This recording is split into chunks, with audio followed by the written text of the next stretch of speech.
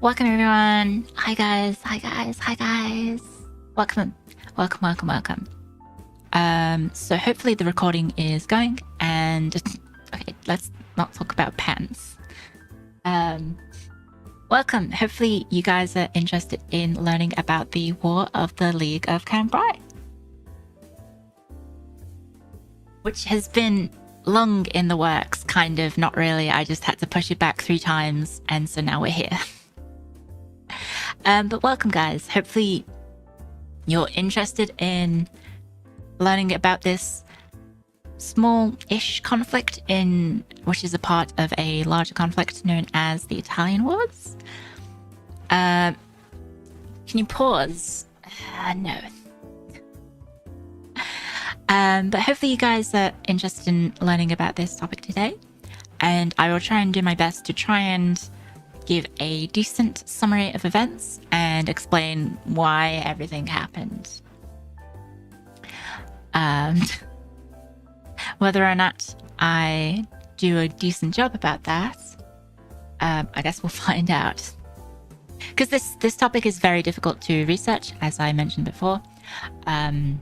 Because if you search Italian Wars in academia circles, or like through my university, for example, it just came up with World War II stuff. So it was a bit annoying having to sift through all of that to get to the good stuff that I wanted.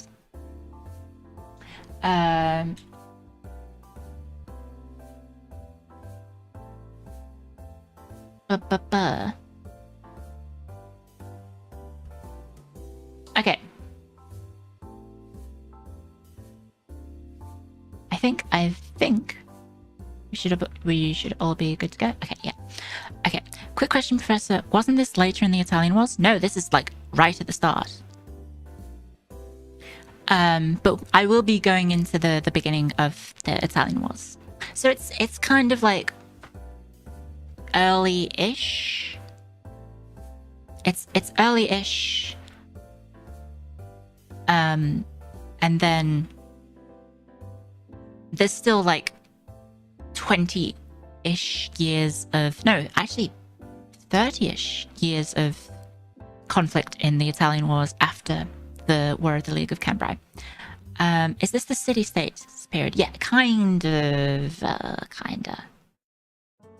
Okay. Get my PowerPoint open, hopefully. Oh god, you can see my mouse. Okay. Boop. Hopefully the music isn't too distracting. I just realized it's like a funky beat. But yes, introductions. So if you're new to my streams, hi, my name is Cleo IT. I am a history professor. That's my real job, and I like talking about history on twitch.tv. And so today we are going to be doing a lecture on the War of the League of Cambrai, which is a smaller conflict as part of a larger conflict known as the Italian Wars, which we will be talking about in a decent amount of detail because it's important preamble to understanding why everything happens. And so yeah, the goals of today is to just sort of dissect this conflict and to understand what happened, why it happened, and the implications it had for, I guess, European history and Italian history. And why is it important? So in the grand scheme of things, it's not necessarily important on its own, but it did have broader implications for military conflict, as a lot of technological or military strategic changes occur during this conflict. And I will try and talk about them, but they're not the main focus of the lecture. Okay. So, like last time, it's important to get into the who, what, when, where, how. Sorry, I'm just hydrating. And so if you remember the Fourth Crusade lecture, if you remember we spent quite a lot of time talking about the who and the what and the where and the why. This time it is going to be a little bit different, because the what and the why are quite important to understanding. Presumably it's not the same Cambrai as the World War I tank battle. No, it's not. It's not World War I. Not exactly. Okay. So yes, very important. We've got to figure out the backstory, guys, as Boober Angels and Athena. Yes, lots of very good artwork comes out of this conflict. And you can probably tell that this is Venice here. So that's the Doge's palace right here. These are the wing lines of Venice. And that's a museum now. But yes, it's important to understand the events that happen prior to the War of the League of Cambrai, because otherwise it just seems like a conflict in two of itself, but it is not. It is part of a broader military conflict between... Oh, that's not the next slide. That's the slide afterwards. But yeah, it's somewhat complex. I've tried to simplify it so it's easy to understand, but not to the extent that, you know, we lose information. Can you show Artistic Boober on Twitch? Oh, shit.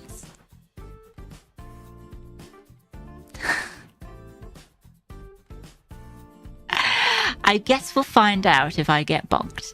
I forgot about that. Is there an actual education exception? I would assume so, but it's Twitch, so I won't, oh, fuck. Okay, I might turn the music down just a smidge because it's quite funky and loud. It depends if we have any snitches. Oh, guys, no snitches, guys.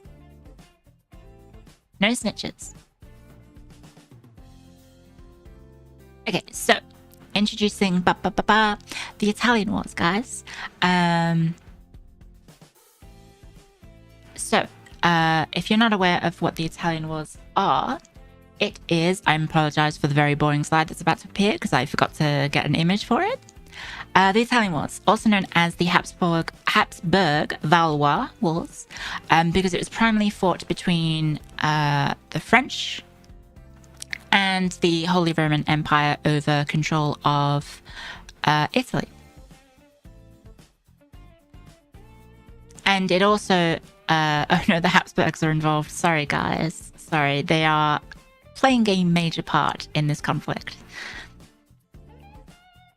Yes, the Habsburgs and the French are at it again, guys. You're pretty sure it's allowed, but don't quote me on that. Yeah. They're involved.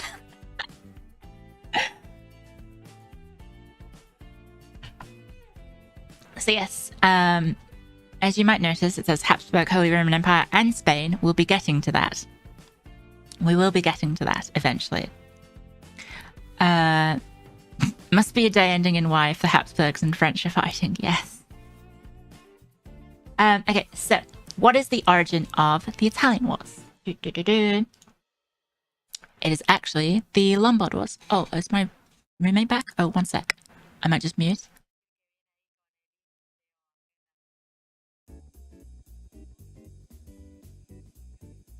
I'm just going to close the door one sec, so roommate doesn't dox me.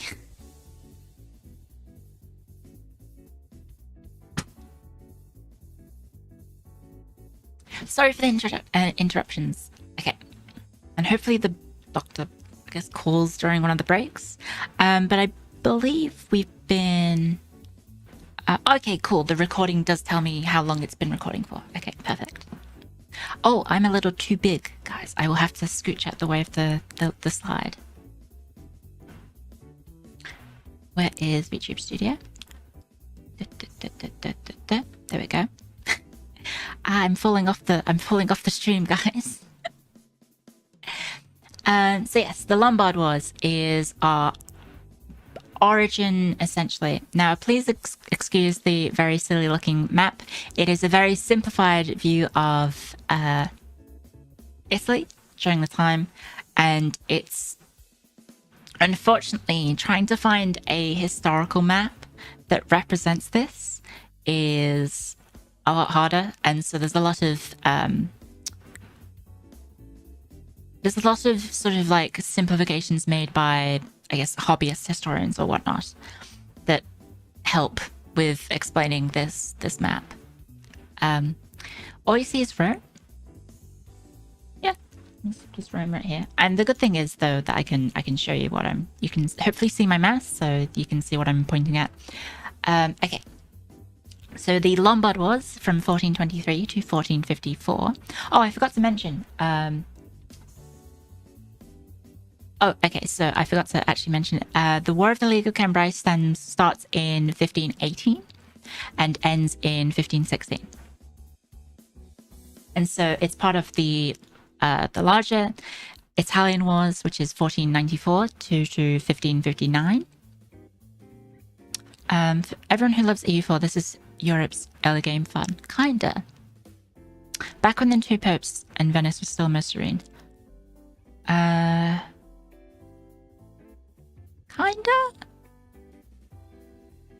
The other pope doesn't really... I don't think they're that important at this point. Anti-popes and whatnot. Wait, is the anti-pope done by this point? Okay, now I'm just curious and I'm going to quickly take a quiz. I'm pretty sure the anti-popes... Is the south of Italy run by Norman dynasties? No.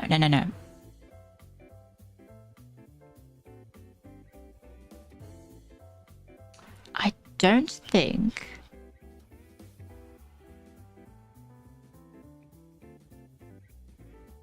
I mean, we do have anti-popes, but they're not important in the grand scheme of the conflict. Actually, no, he's gone. Yeah, I was reading the date wrong. So during this, there is anti-popes, but they're not very important. At least from my research, they didn't come up during this researching this part of the conflict. I could be wrong, but like I said, this one was kind of a pain to research, so... please do feel free to correct me if I'm missing anything that you guys know.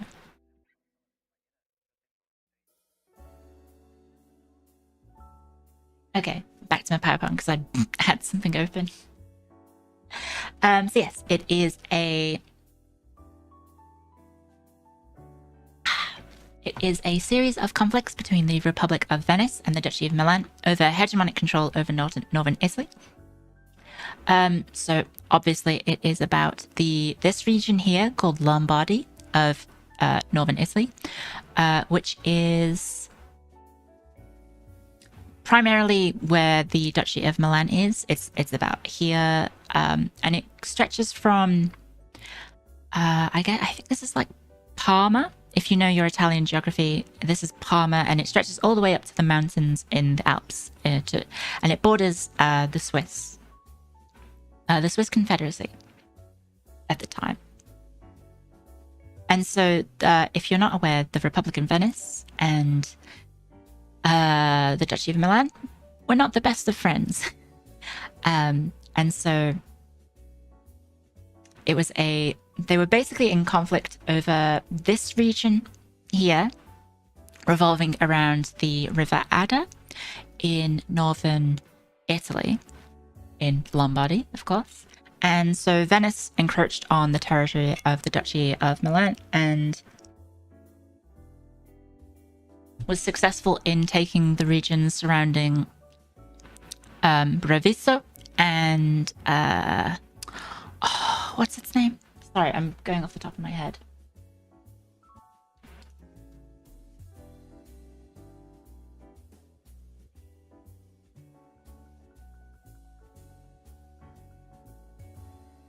Is it Treviso and Brescia? I think it's Treviso and Brescia. I think I combined the two of them together like an idiot. No, it's not Treviso. Treviso is north of oh yes, you were right. Someone said Bergamo. Yes, it's Bergamo and Brescia. So Venice took control of both Bergamo and Brescia, and I guess I can quickly crop this to show you where they are in relation to modern day Milan. Probably should have included this in the slide.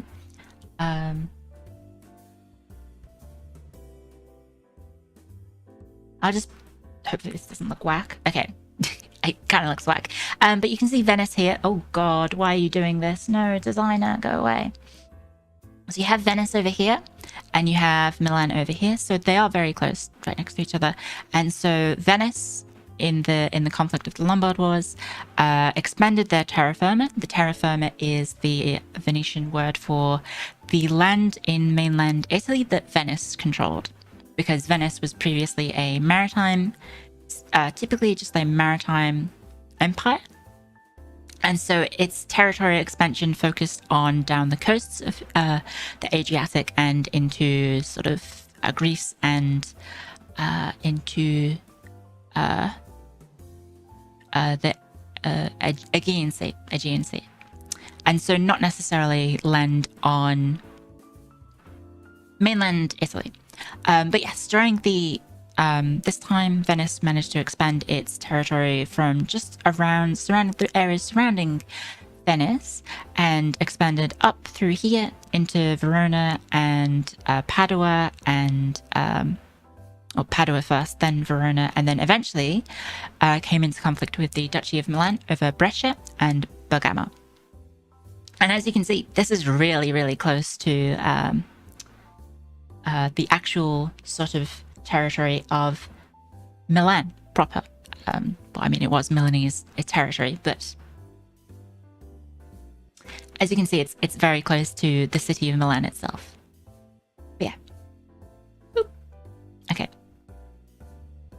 And so the main thing that occurred from this conflict is that the economy of Lombardy was absolutely devastated. A constant warfare in the north of Italy absolutely ravaged the countryside, and it also weakened the power of Venice, because they were spending so much money and time fighting in north of Italy that a pesky little power over here that you can probably see just on the tip of this map, the Ottomans, you might be aware of them. The Ottomans rose to power, and during this time you have the Ottoman conflicts with Venice over control of the Aegean and Greece and sort of eastern, like the Balkan region.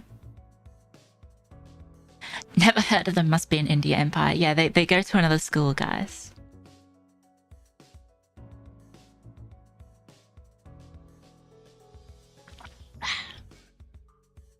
Yeah, the region is ravaged, and another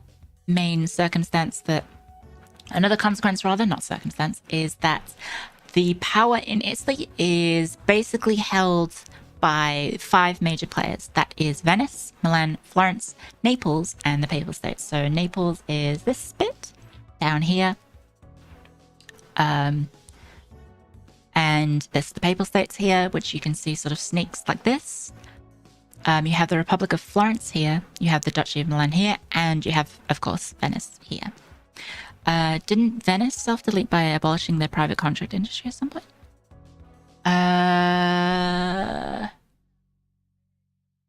I'm not sure. I would have to look that up, sorry.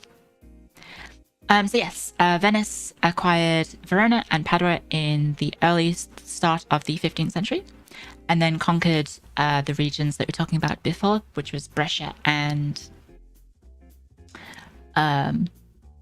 Bergamo in 1406. But there was no single state that was able to control or assume hegemony over northern Italy. Venice was deleted by Napoleon, yes. At this point, Naples are descendants of Vikings? I don't think so, because I believe at this point the Kingdom of Naples is ruled by a Trastamara? I think. I would have to double check. I can very quickly pull up the Wikipedia page of Frederick.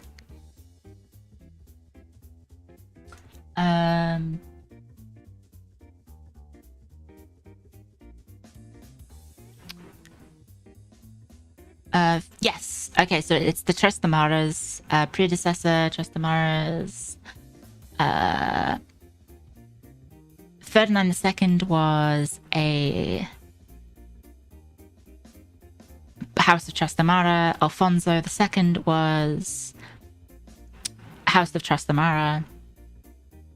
And yeah, House of Trastamara. Okay, so yeah, they're Trastamaras, not Normans. I think by this point the Norman sort of occupation of Naples had come to an end. And maybe they had just Italianized. So yeah, they're not Normans. Anything but Spanish. Yeah, Normans were gone a lot earlier. Okay, back to PowerPoint. Okay, and so the conflict between Venice and the Duchy of Milan. Basically, this did involve a lot of the powers. So Florence got involved, Naples was involved, the Pope was involved. It wasn't just Venice and Milan fighting each other. Like, a lot of different powers in the region were involved in this conflict. But the principal leading participants of the war, if you will, were Venice and Milan. And so in 1454, we have the Peace of Lodi established, which ends the conflict and establishes a balance of power between the 5 aforementioned states, which was referred to as the Italic League. And whilst there was necessarily peace, there were still conflicts. So there was a war over the Duchy of Ferrara, which is called the Salt Wars. So yeah, it was a time of relative peace, but there wasn't complete peace.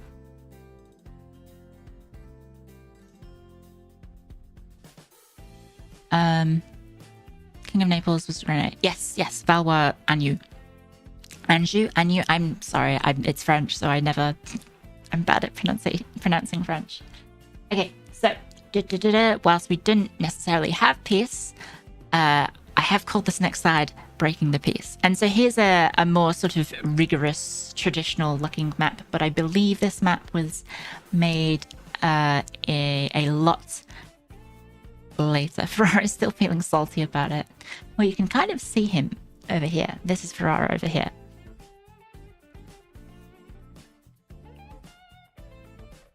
So yes, this is a map of Italy, I believe around the time of the War of the League of Cambrai.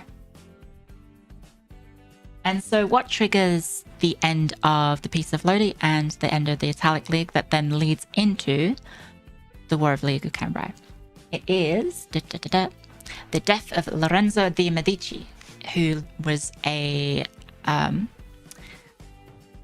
you can probably tell, he was the ruler of the Republic of Florence from 1469 to 1492. He was also known as Lorenzo the Magnificent, and it was mostly his effort that was the reason that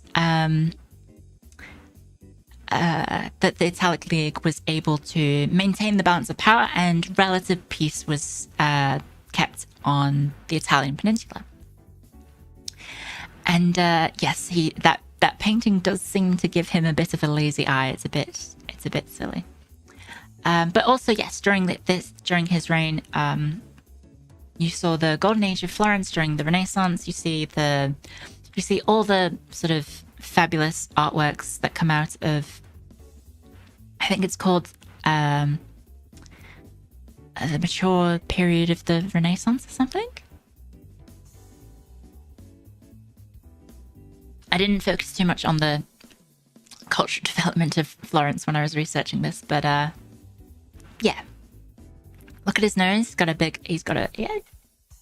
decent schnoz, if you will. But yes, he was responsible for the sort of golden age of Florence, and they were very prosperous. And the whole region of Italy did prosper during the sort of recovery from the Lombard Wars, and the 40 Years of Peace allowed the region to recover from the constant warfare and the destruction that had occurred during the conflict. So he dies. And what happens? Why? It's those gosh darn Milanese.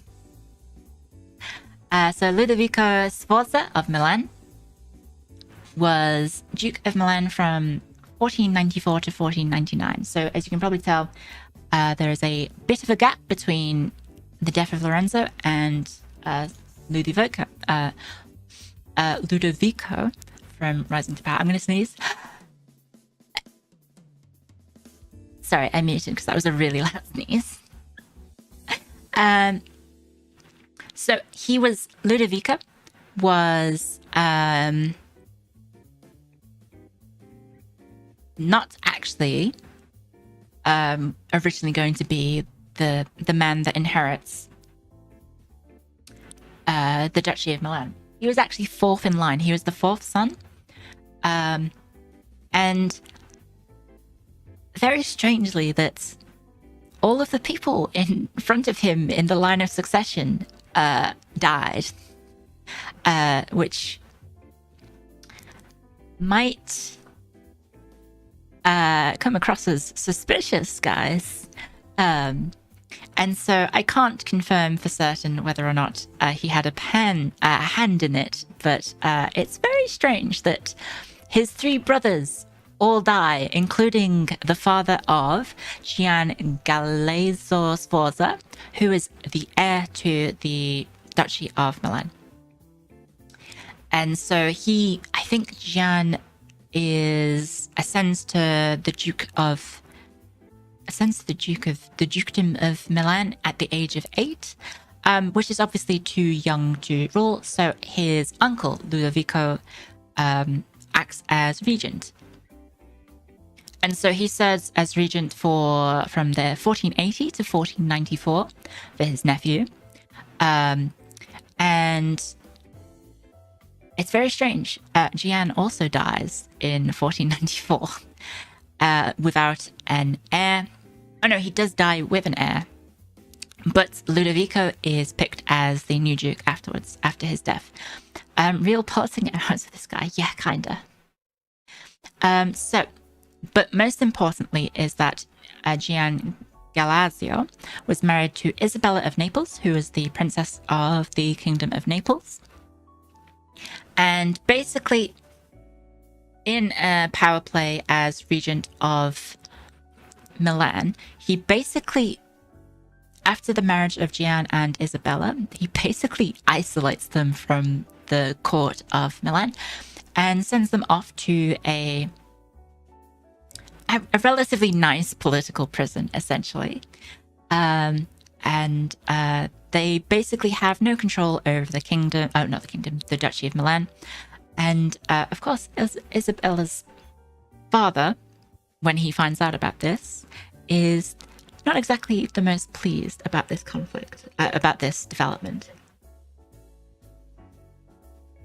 And her father is Alfonso II of Naples, and he actually has a claim over the Duchy of Milan. And so Ludovico realizes that was he tripped out that could excuse his behavior? A lot of the artwork depicts him with this sort of hairstyle, so presumably it is his actual hairstyle.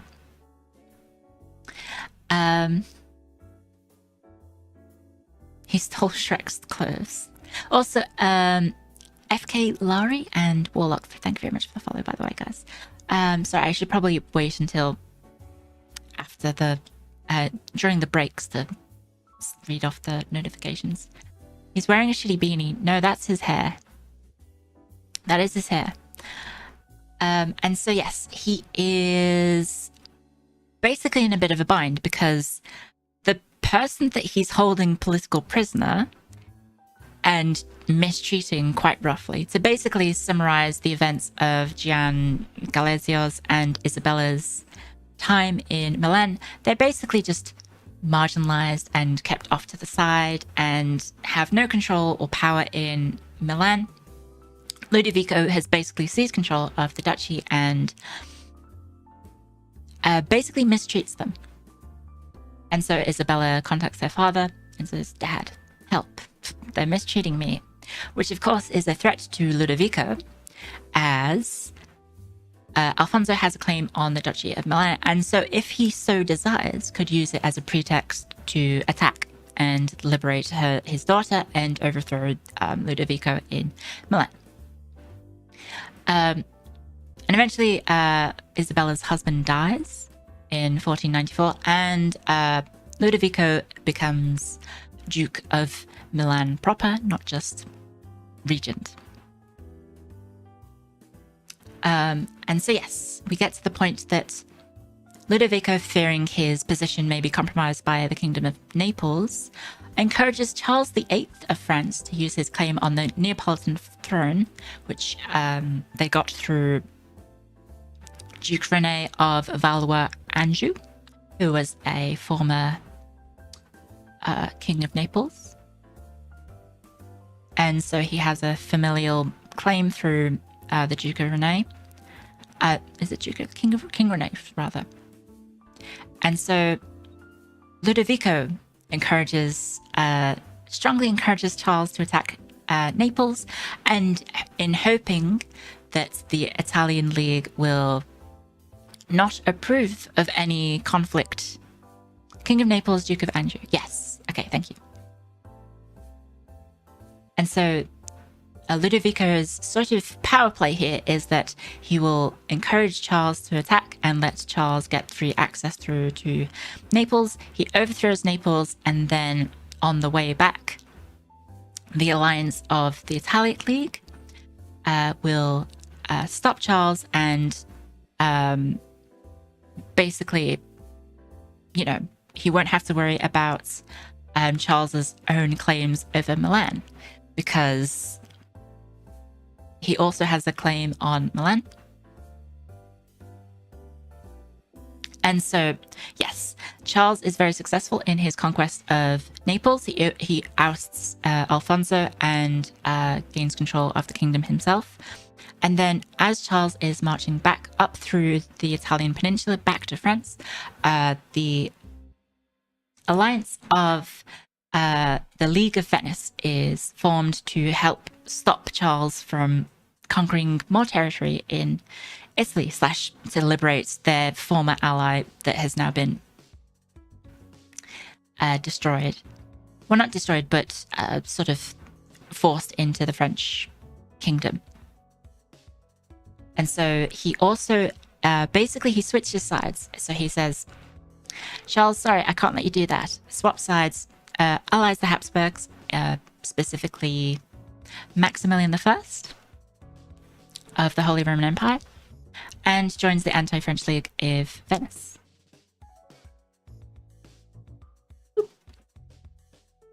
So this is the sort of very important point of this war. So we've already got diplomatic fuckery happening, unfortunately, for our Italian states. I wonder if this decision comes back to bite his ass later. Why, yes. I mean, almost instantly it comes back to bite his ass.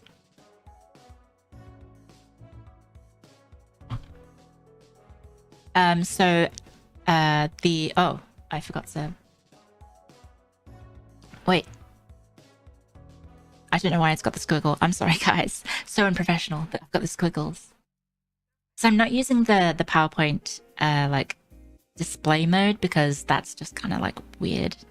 I'm just using the one that I can, just the editable one. Somehow I knew I never heard of this conflict before. Why, yes. unfortunately, it doesn't go very well for Ludovico. He doesn't have the most success, let's say. So yes, Charles VIII retreats from Italy after the Battle of Fornovo, in which the League of Venice, which is the aforementioned League of Italian States, was successful in sort of... I don't know if it was a defeat or it was a sort of inconclusive. But Charles takes that as a sign to retreat. Let me double check that. Battle of Fornovo. So yeah, basically, after Charles is acclaimed King of Naples, a lot of the Italian states band together to try and stop that, because that's not good. They don't want France in charge of Italy.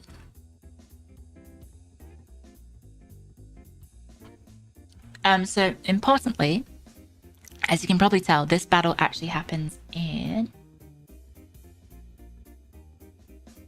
1494.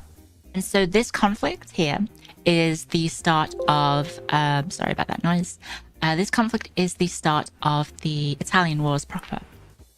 So if you remember the slide here where it says 1494. So yes, this conflict of Charles attacking Naples is the start of the Italian Wars. Oh, I can get rid of this. Oh no, I'll keep it up just in case.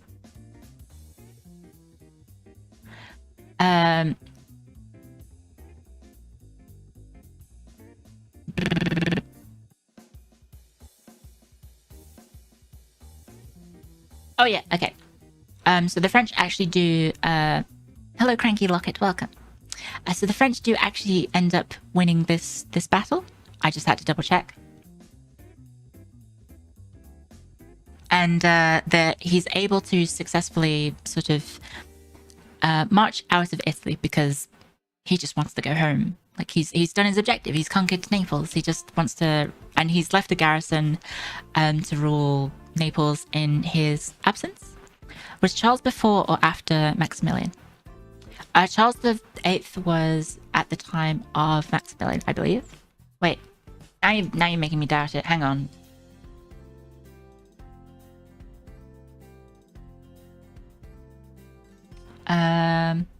Oh yes, it's before, sorry. Not Charles VIII, yes. So Maximilian was not on the throne at this time. Also, if you want to read an absolute essay, when I was looking up Maximilian I of the Holy Roman Empire, is his Wikipedia article is stacked. It is stacked. There's quite a lot going on. I imagine he's quite an important figure. But yes, he's Maximilian was Charles V's grandfather. Oh, okay. Okay. Right, you're talking about different monarchs. Sorry, you guys are getting me confused. Silly. Okay, so he's not actually on the scene just yet. Oh, no. He is technically, yes. He is, yeah, because he's his reign as King of the Romans starts in 1486. You guys are getting me confused now, and my notes are starting to not make sense. How much more powerful was the national army compared to a feudal army during the 14th and 15th centuries? I will try and answer that at the end. But this is the time of kingdoms having standing armies rather than feudal armies. As well as the rise of, like, the serious incline of the use of mercenaries in conflicts to supplement armies. Like, most of these battles are fought with some sort of contingency of mercenary force. Especially with the Venetians, for example. Yeah, condottieri.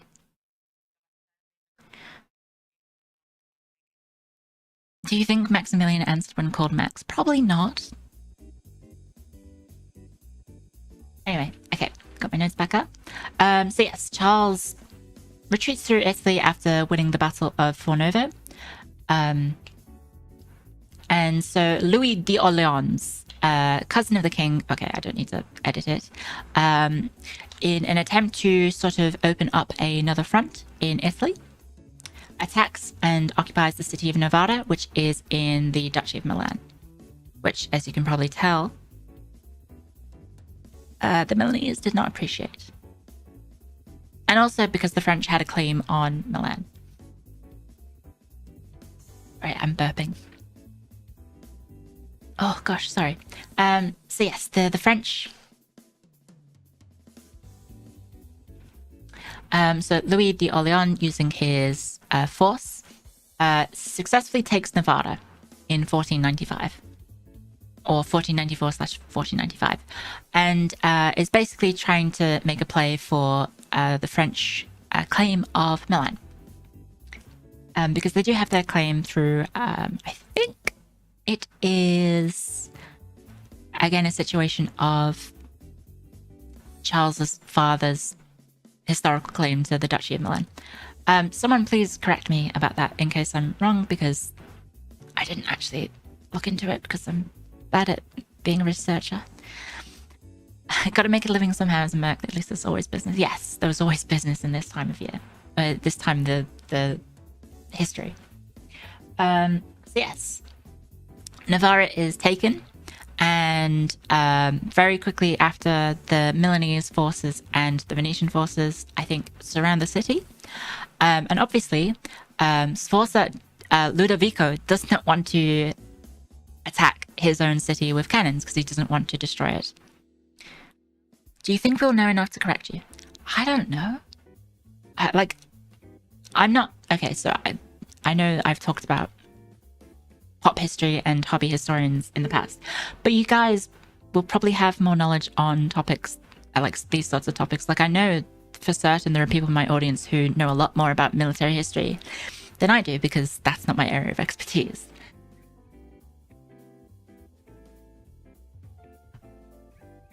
Sorry, I was just hydrating. Can't imagine not wanting to destroy your city. Yeah. So instead of attacking with cannons and sieging the city in a more sort of traditional way at that point, because at this point cannons had been used extensively throughout sort of the 15th century for sieges on... Oh, I guess siege. I was about to say sieges on cities, but sieges in general. Yeah. So instead of attacking, they cut off the water supplies, burn the lands around the city to kill off any crops and food that the French soldiers could use, and also make sure that no one can leave or enter. And eventually, I believe Ludovico and, or the leader of the Venetian force, and who was I think the Duke of... or the Marquis of Mantua, who was a legendary soldier, essentially. Basically the leader of the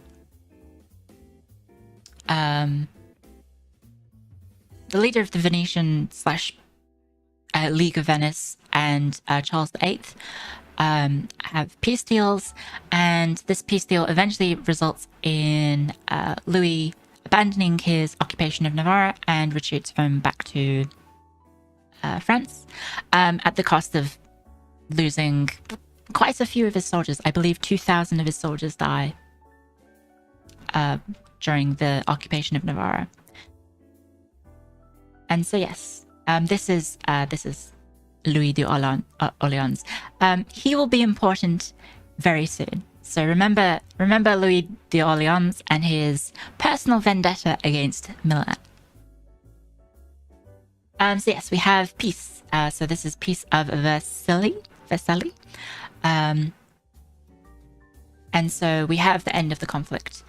I think this is in... Let me double check. Guys, I didn't put the date down. One sec.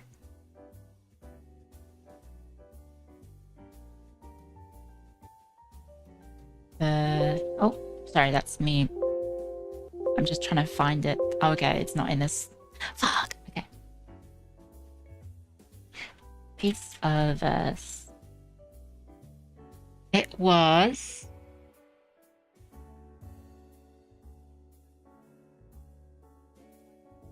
I cannot find it.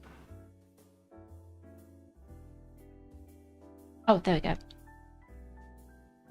I think it is. Yeah, okay.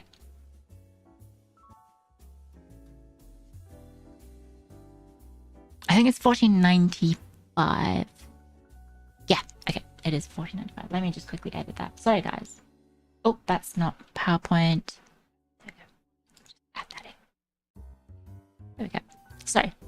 It's like you're actually in class. You're confusing it with the piece of the slide. No. Sorry. I just want to make sure that I get all the dates right. Okay. So, the piece of Vercelli is I guess I'm struggling for the right words for this. Sorry. Peace is made with the Peace of Vercelli. Italians and French stop fighting, and the Kingdom of Naples is still at this point occupied by the French, but not for very long. So Ferdinand II of Naples, who is the son of the aforementioned Alfonso II. So he's the son of, hang on, I think I should probably have mentioned this. I'm so sorry, I've missed these dates. Ferdinand II. Naples. There he is.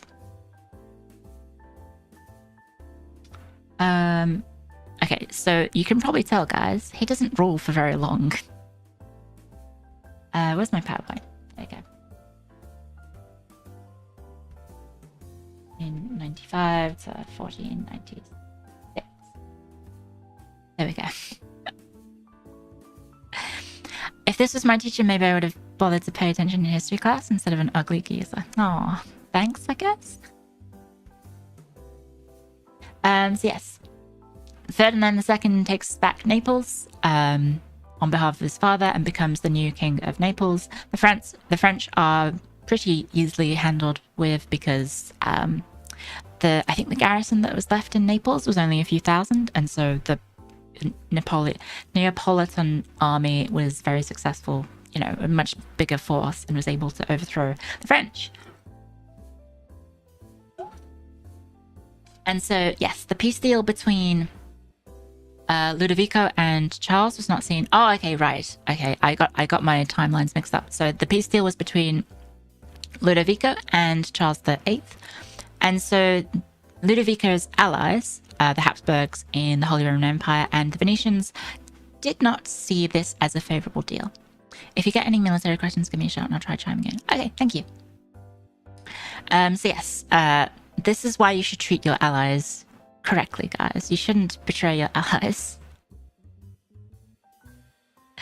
Because yes, Ludovico essentially gets his peace, but at the cost of his alliance with the Venetians and the Holy Roman Empire. And the relationship between Milan and its allies deteriorates. And so Milan soon finds itself facing a new invasion from France.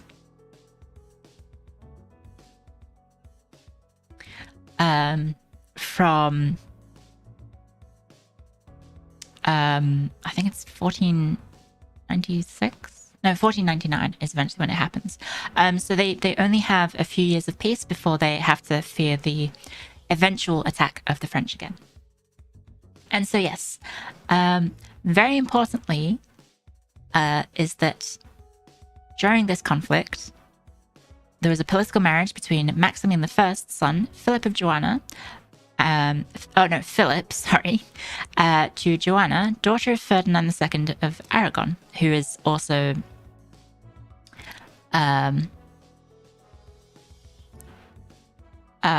daughter of Ferdinand II of Aragon and Isabella of Castile.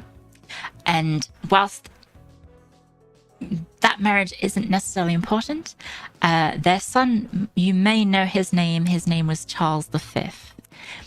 And so he becomes one of the most powerful men in the world, essentially, as he becomes the ruler of Spain, the Holy Roman Empire, and Burgundy.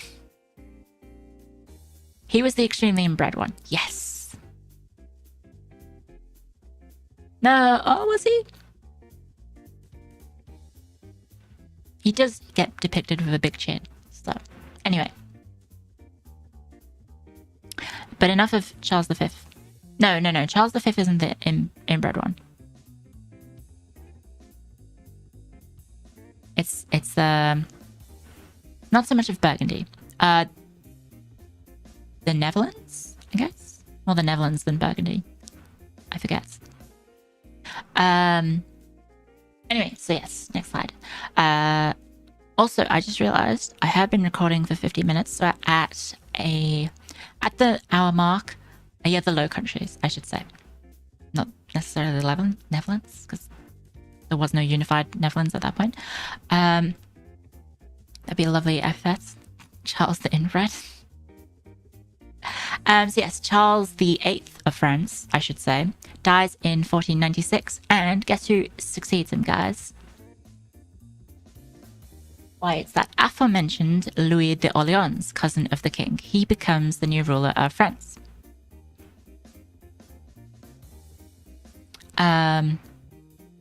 And so yes, he succeeds him as king of France.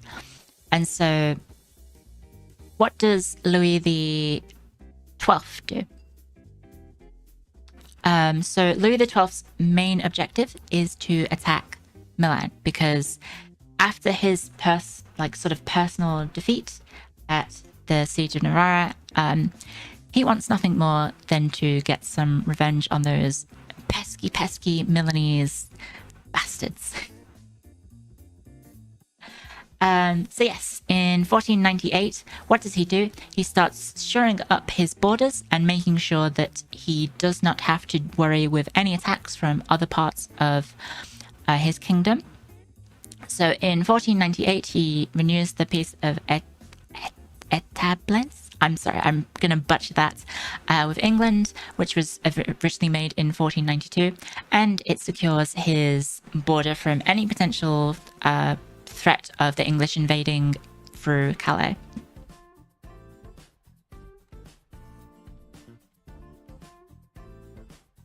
He also signs the Treaty of Marcoussis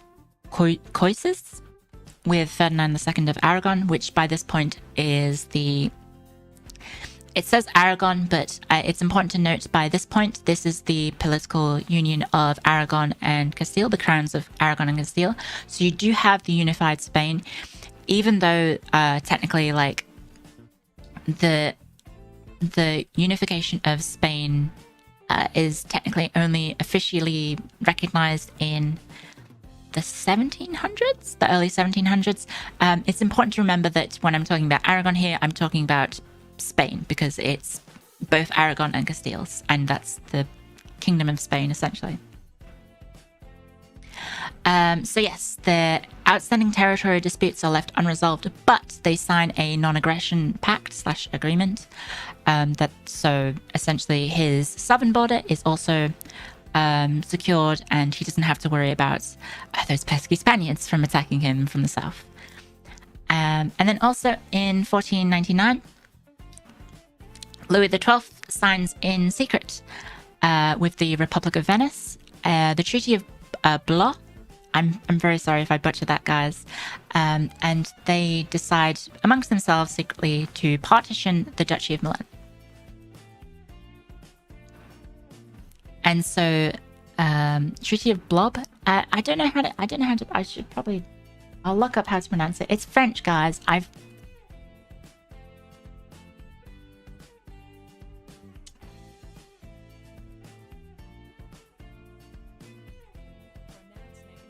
Oh God, not this one.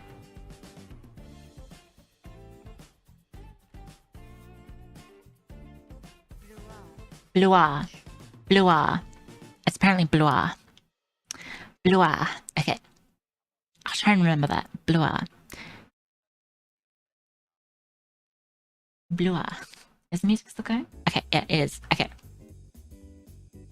So after this slide, I'll take a little break just for a water break and to go to the toilet. Just a heads up. Okay, so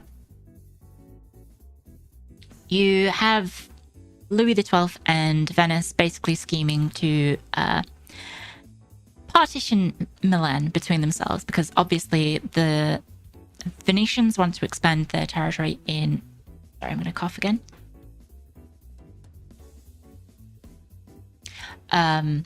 In eastern Lombardy with the conquest of Cremona. And, of course, the French want the Duchy of Milan for themselves because they have the claim for it.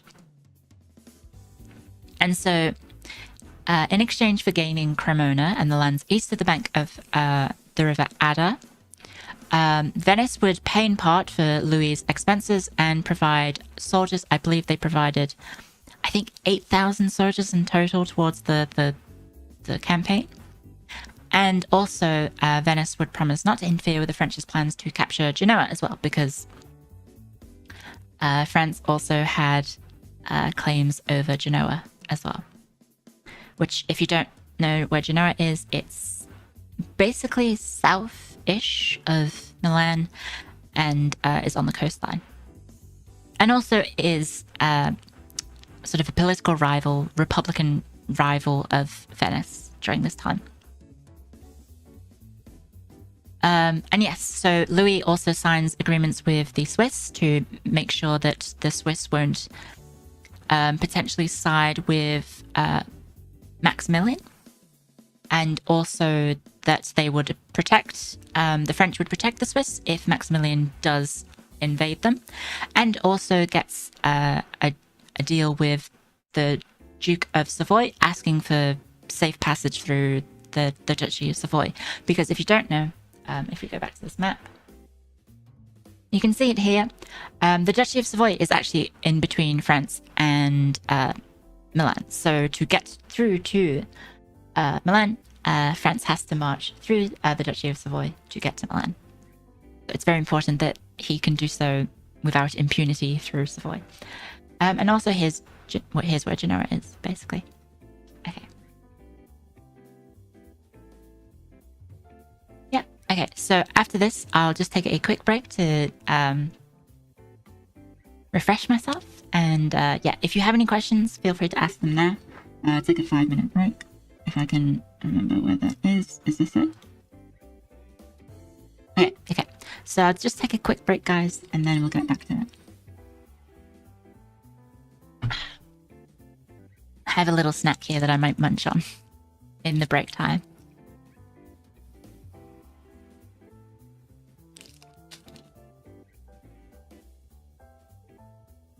You're pretty sure the lack of hegemon in northern Italy at the time was economically beneficial for the region? Yeah. Because each regional power was able to develop their own economy then. It was a time of very, a great wealth. So, you know, Milan, Venice, Florence, they all grew very, very wealthy. Eagles and Chiefs are tied at 35. Good for them. Also, yes, for people who I guess are maybe watching the recording, this is being recorded on the same time as the Super Bowl. How common was secret treaties like that in history? I don't know if I can give you a definitive answer, but I want to say they were quite common. Like, having these secret agreements definitely helped. What makes the bowl super? No idea. America.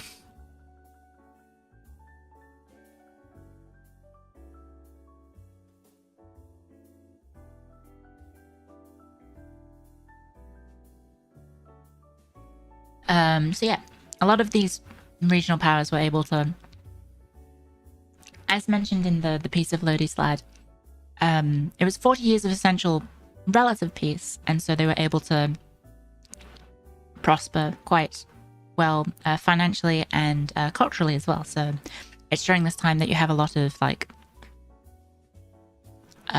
sort of arts and sort of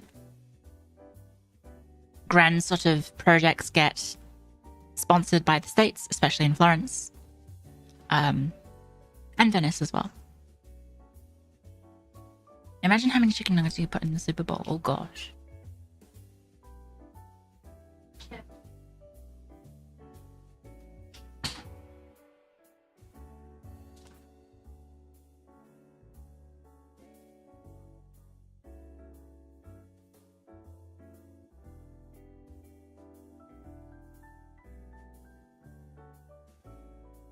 The bowl is super because you can skip it for a history lecture from a 2D waifu hack. Thank you. How's it been so far, guys? Please, I do value feedback about this sort of presentation. I hope it's interesting and not too sort of waffly. Hopefully, it makes sense so far. Because technically, we haven't actually started the War of the League of Cambrai yet. We're still in the preamble. You're enjoying it? Good. Okay.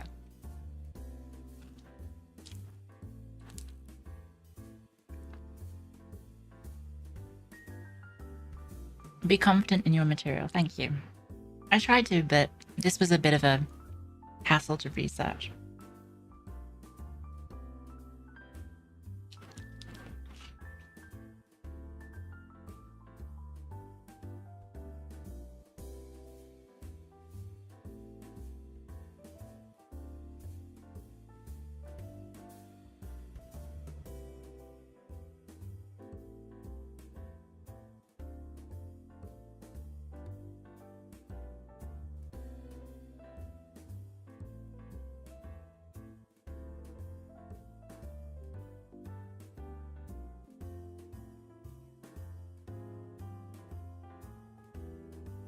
Okay, I'm just gonna go grab some water and then I'll be right back and then I'll get started again.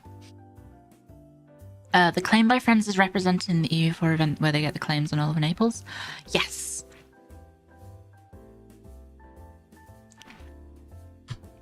If you want to be, I guess, specific, it should technically be a personal union, but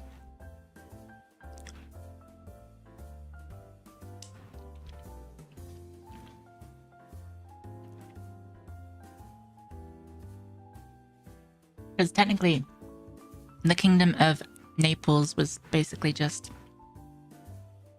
he overthrew the ruler and left a French garrison, but he was technically supposed to be the king of Naples. Personal union is that the king of both places. Yeah, that's a very basic way of looking at it.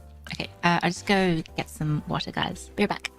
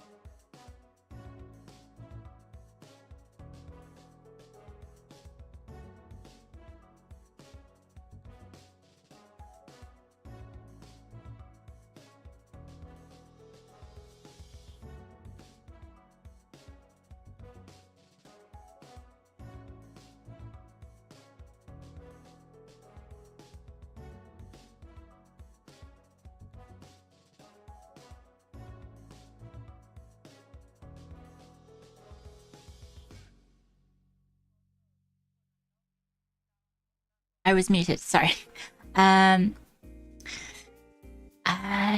Similar presentation, military history topics coming over in Discord.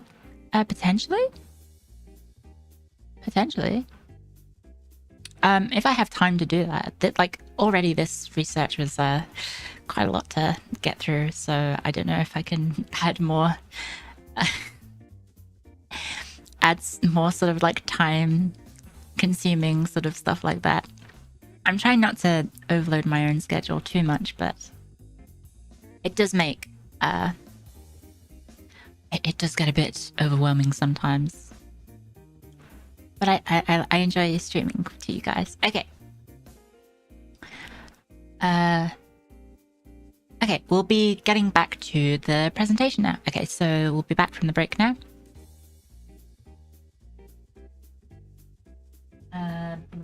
By the way, is the music all good? Hopefully it's still relatively quiet in the background.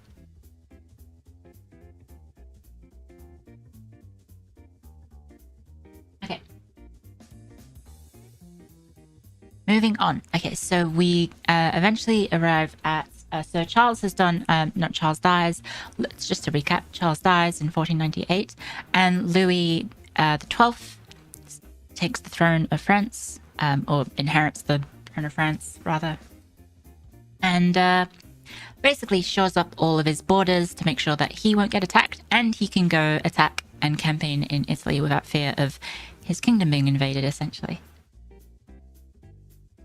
Yes, we enter the Second Italian War. So we have, as you can probably tell, the Italian Wars have been going on for, at this point, about 5 years. And also, it is important to note that the Italian Wars, although it's called the Italian Wars, it's a collection of lots of conflicts. It's not continuous warfare all the way through. It's not like what we would call like our modern sort of wars, like World War I, World War II, where it is a constant conflict between two sides. There's lots of intermittent peace deals and sort of broken up conflicts. I think I can very quickly show you the whole list of dates, which Wikipedia has.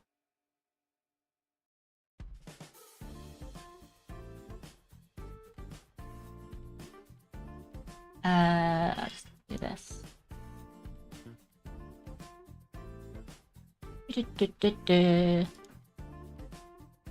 PowerPoint. Okay, I'll just paste it into this slide. Total War is kind of modern. Kind of. So yeah, you can see it here. This is the dates of all of the... Go away, designer. You can see here, like, so we've got 1494 to 1498, which is the phase that we just talked about. We're about to talk about this one, the Second Italian War, which is 1499 to 1501. And then this is called... This stage here is 1502 to 1504 is the Third Italian War. And then, as you can probably tell from this date here, 1508 to 1516, that is the War of the League of Cambrai. And so yeah, after that there's still 4 more stages of the conflict. There are actually some facts in the Ezio trilogy. Possibly. I've not played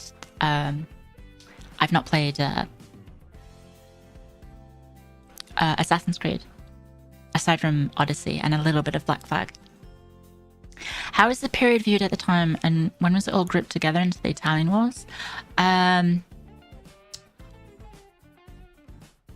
Oh, wait, what the... I just realized I literally didn't finish the sentence. Wait, have I... Oh, I didn't finish the sentence. Hang on, let me go find my notes again.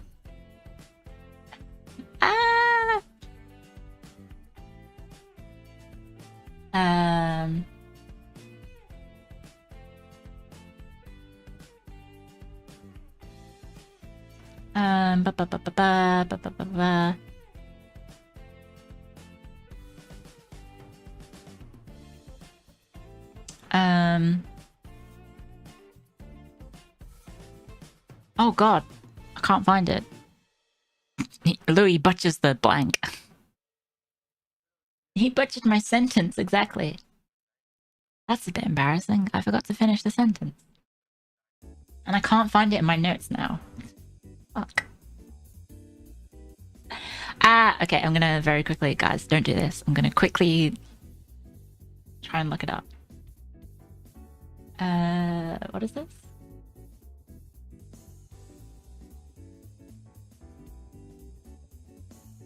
Okay,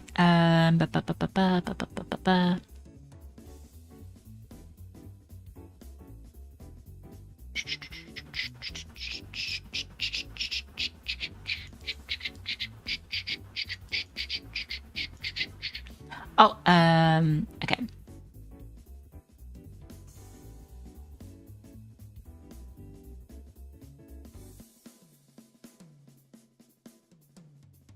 I think we're good. I think I can just... Oh, wait. No, I remember it. Guys, I'm so stupid. Hi, hello, welcome. You can really tell Claire was rushing this whole thing. No, I wasn't rushing.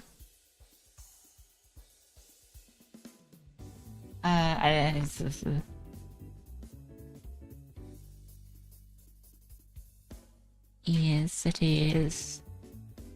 Okay, that's basically... That's basic gist of it. So not in just one place, but in quite a few places, actually. On his campaign, Louis basically goes through and just murders a lot of people. A lot of the just regular peasantry of the Duchy of Milan, like the regular citizens, not combatants at all. And so in September 1499, that's medieval war, basically. And so Venice and France invade the Duchy of Milan.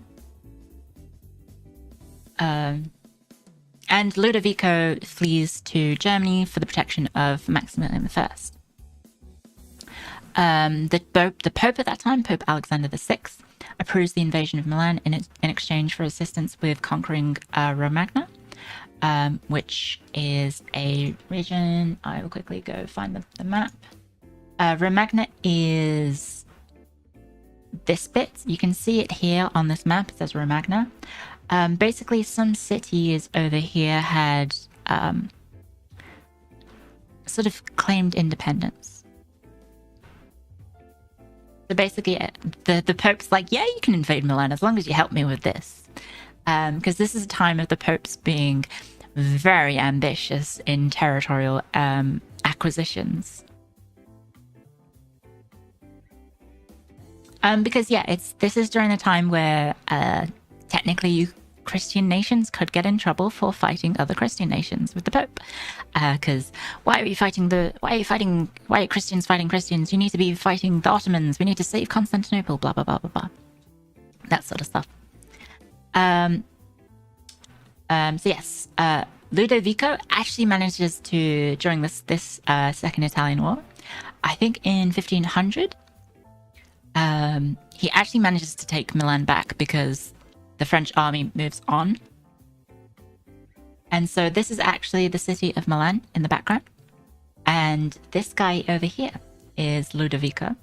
And this is the army of Swiss mercenaries that he had hired with the help of Maximilian I. And this is obviously the French, which you can tell from the what's it called? The fleur-de-lis. And so basically his own mercenary army sells him out. And he is handed over to the French, and he eventually he is kept in prison, and then I think he dies in 1508. So that's his end. That's the end of good old Ludovico. He's out of the picture at this point. Okay, so Louis and Ferdinand agree to partition Naples. So Ferdinand of Aragon, of Spain. And so the King of France and the King of Spain essentially have an agreement that, hey, we both have claims over Naples. What if we share it? So they form like a sort of temporary alliance, and they agree to invade Naples together. And so in 1500... you have, I think it's Frederick IV. Yeah, Frederick IV of Naples surrenders to Louis. And so the regions of Naples the Kingdom of Naples is partitioned between the French and the Spanish. I think I can demonstrate where it is. So basically the French get this bit, like this bit up here, I think. And then the Spanish would get the bit that is over here and connects to Sicily, which you can't see on the map, I guess. Maybe we can do this. Okay, so basically France gets the northern bits and Spain gets the southern bit, the heel of the boot, if you will. The heel on the foot of the boot.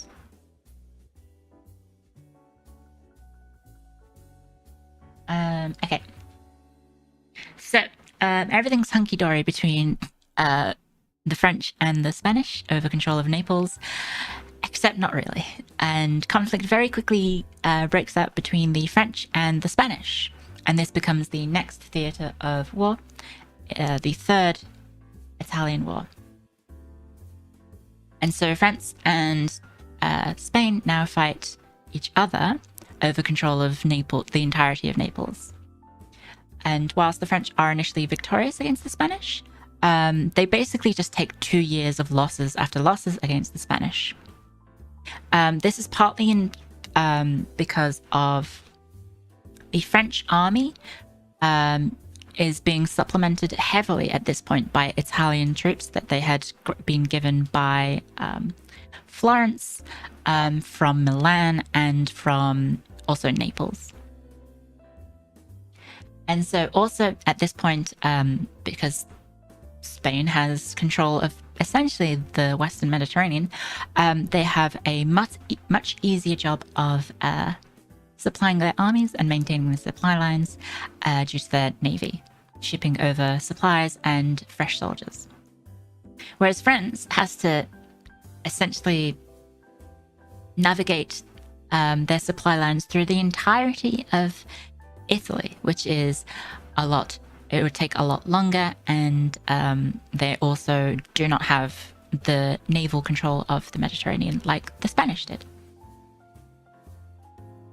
And so very quickly, it's a very brief conflict, only 2 years, and Louis XII is forced to concede the entire region of Naples and Sicily to the Spanish, whilst Ferdinand acknowledges Louis's ownership of Milan. And so we now have the quote-unquote status quo of French-controlled Milan and Spanish-controlled Naples. And so we now have the situation of France realizing, and Louis realizing, that with the situation with Spain finalized, their main rival in northern Italy is now the Republic of Venice. And so, we're all caught up. And I'm sorry for using a screenshot from EU4, but this is apparently a screenshot. It's an old screenshot. If you play EU4, you can probably tell that. Look how old and dated these provinces are. Trent doesn't even exist. And this isn't split, and Brescia isn't split, Verona isn't split. But yes, this is apparently a screenshot from the War of League of Cambrai that I found on Google. And I couldn't resist. Sorry guys, I like EU4. And as you can see, France and Austria are kind of beating up poor little Venice. Okay, so after about an hour and 20 minutes of preamble, guys, we're now up to the topic of the War of the League of Cambrai. So hopefully it's been making sense so far. If you, damn, feeling nostalgic. Hi, Ray. Welcome. Okay, so if you guys remember the who, what, where, when, why, it's time to finally get into the who. We've done the what and the why, kind of. But there we go. So here we have it. We have the who. The major players are the Papal States, the Kingdom of France, the Holy Roman Empire, the Spanish Empire, and also the Republic of Venice. I'll quickly pretend that I wrote that there. And it also features the Duchy of Ferrara. The Duchy of Ferrara is actually relatively important for this entire conflict, but they are relatively small fry in terms of military strength and also territory. Like, you want to go back to this nice little abstract drawing. Ferrara is this pink one here, or purpley pinkish one here. So they're not super duper important, but they are an important player of the war. I hear they make fast cars, probably. Hi, Mako.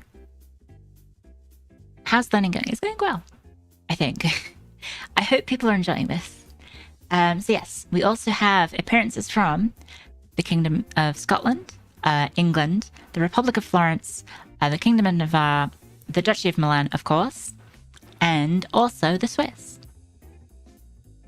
So as you can probably tell, there's a lot of players involved, so hopefully this doesn't get too confusing. But yes, most importantly is... What's this mod called? What do you mean, Thunderknife? This I'm doing a lecture. There's no mods. Okay, so to introduce the major players, so the Papal States. So most of the conflict is run by the Pope Julius II, who weird UI for EU3. Oh no, that was EU4.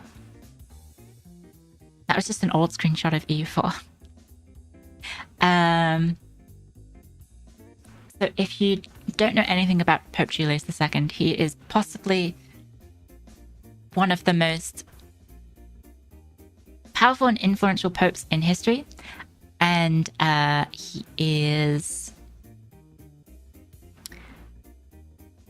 one of the most sort of ambitious in terms of actual sort of papal power. Instead of, like, because obviously you have popes like Innocent III, who, you know, was responsible for the Fourth Crusade and whatnot, and that's certainly very ambitious to try and, you know, launch a crusade against the Muslims and end up with a Latin kingdom in Greece, essentially, or in the Balkans rather. This pope was instead focusing on the power of the Pope and centralizing the power of the Papal States into the consolidated into the hands of the Pope, and essentially turning. I mean, the Papal States technically has always been an absolute monarchy, but it was popes like Pope Julius II who was responsible for ensuring that that power is controlled specifically by the Pope rather than the Papal States at large. And also, yes, he chose his name because of Julius Caesar, which probably gives you an idea as to his sort of aspirations.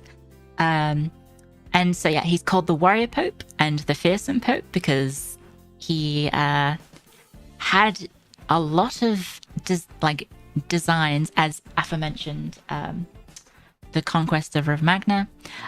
He wanted the Papal States to be a major player in Italy, and that included territorial acquisitions. And we'll see a few of those, I think, later in the lecture.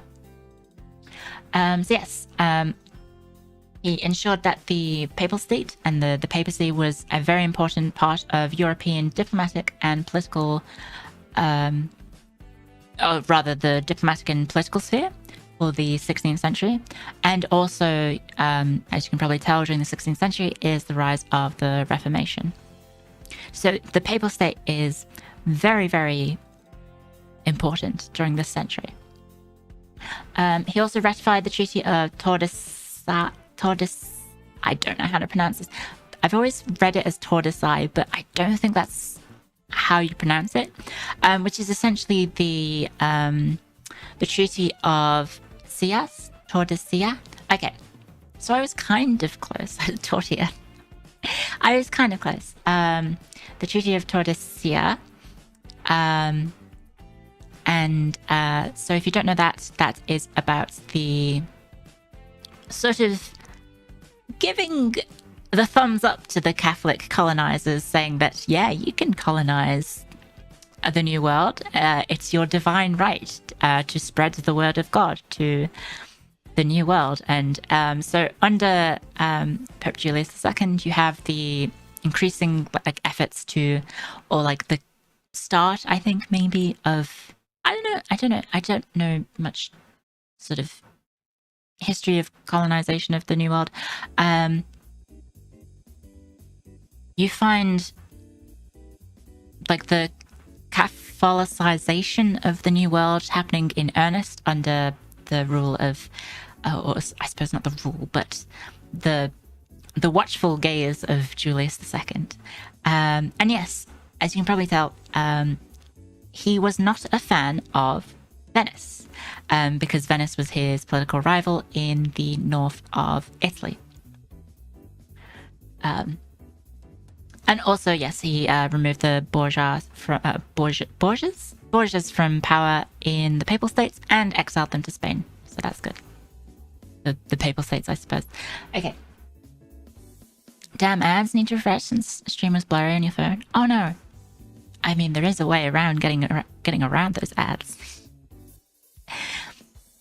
Did you know that you can subscribe for free using Twitch Prime?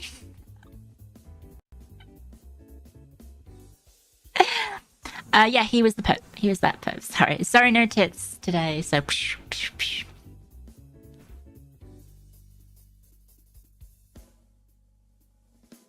just hydrating a little bit because I've been talking for about 20 minutes straight without drinking any water.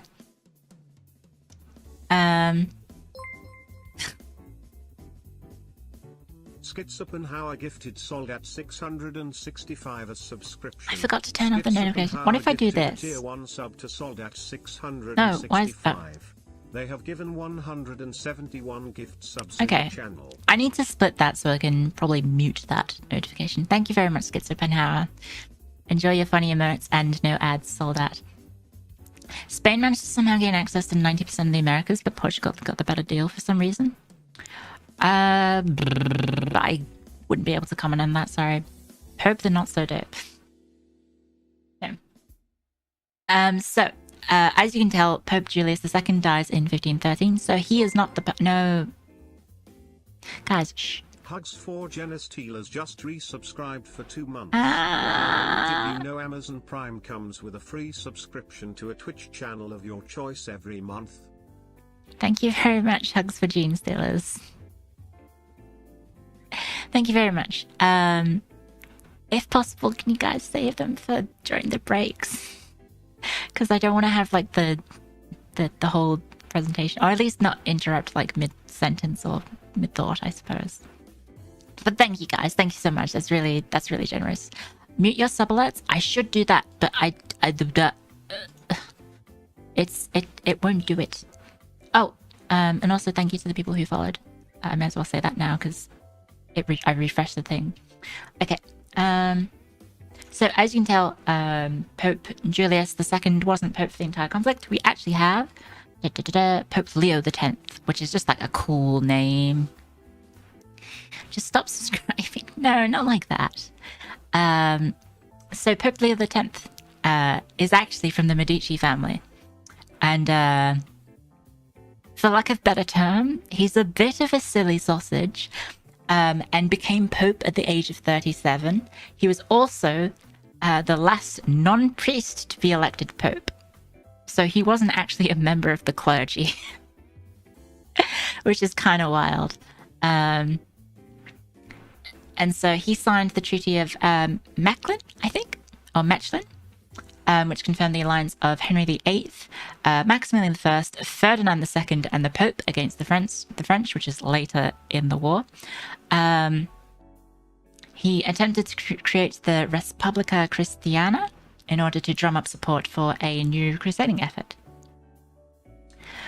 Because he wanted to invade the Ottomans. Yes, you could become Pope without being the priest. It did happen. And also, this last part is so just absolute batshit. Like, so as you can probably tell, he's from the Medici family. His dad pulled some strings with the previous with Pope. What's this? Pope Innocent VIII, who I think was also a member of the Medici family. I would have to double check that. He was made a cardinal at the age of 13. Isn't that insane? Imagine one of the most powerful members of the Catholic Church being a 13-year-old brat. It's just like absolutely ridiculous. So yeah, shenanigans. Yes, exactly. Okay, so that's the Papal States of who, basically. Hi, Sarah OCA, welcome. You're being ageist? Sorry. The power of money compelled him. And also, I guess blood is thicker than the power of Christ. Pope Jets, but even younger than actual Jets. Mia would totally make a good Pope. Yeah, guys, I'll get right on that. I'll make them the Pope. Okay, so moving on, we have the Kingdom of France. This handsome fellow right here is Louis XII, who is formerly Louis de Orleans. He rules the Kingdom of France from 1498 to 1515. When he ascended to the throne, he divorced his current wife, who was his cousin. And I believe he was married to his cousin in an attempt to actually extinguish his own bloodline by, I think not Charles. I don't think Charles, but like a previous French monarch saw him as a threat, and so tried to extinguish his bloodline by getting him to marry his cousin, and basically result in no children being born, slash, you know, super duper inbred children that could be considered as illegitimate, or is not suited to rule the country. So he marries Anne of Brittany to reinforce the personal union of Brittany and France, which I believe had been established by the previous king, Charles VIII. And so yes, just a brief spoilers, guys. He conquers the Duchy of Milan in 1500. And also, as we mentioned before, the French involvement in Italy begins with Milan seeking French protection against the Venetians in the... where is it?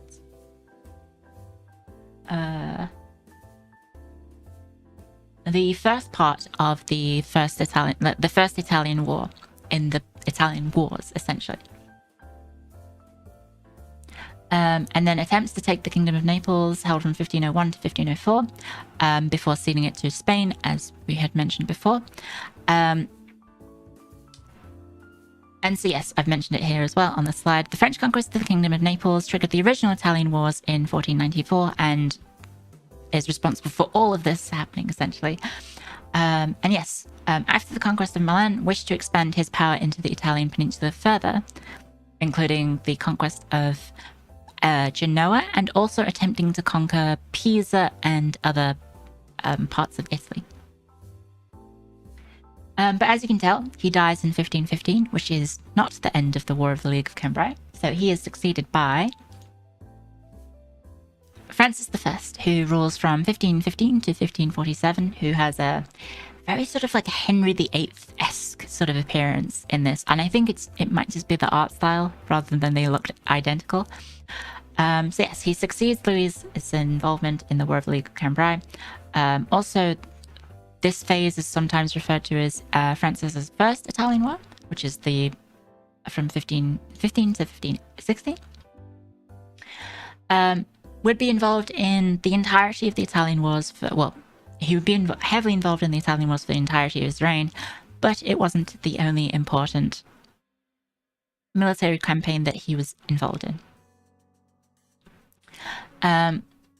He was geographically surrounded by the Habsburgs and attempted to gain allies to help fend off his political rivals. Yes. He including trying to become the Holy Roman Emperor in 1519, which he failed. And also tried to form an alliance with Henry VIII of England in 1520, but that also failed. And then, in a very controversial move, established the Franco-Ottoman Empire alliance with Solomon the Magnificent.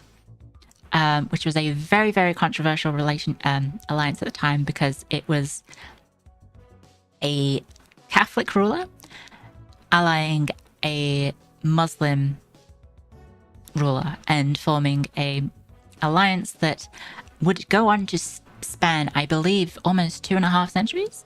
And that alliance only formally ended in the time of Napoleon, when Napoleon invaded Egypt, I think. Anyway, I need to just hydrate very quickly. I'm going full teacher mode. Sorry. I bet that made the Pope mad. Yes, it definitely did. It made a lot of people mad. It was very controversial. When they say there was a precedent for popes annulling marriages, do you mean precedent? Is that the divorce precedent that generally refreshed when talking about Henry's 8th divorces? Oh, yeah, you meant precedent. Okay, yeah. No, because divorces had happened a lot. Yes. Hi, Barry's there. Gonna have to watch the back of the VOD later. Yeah, welcome.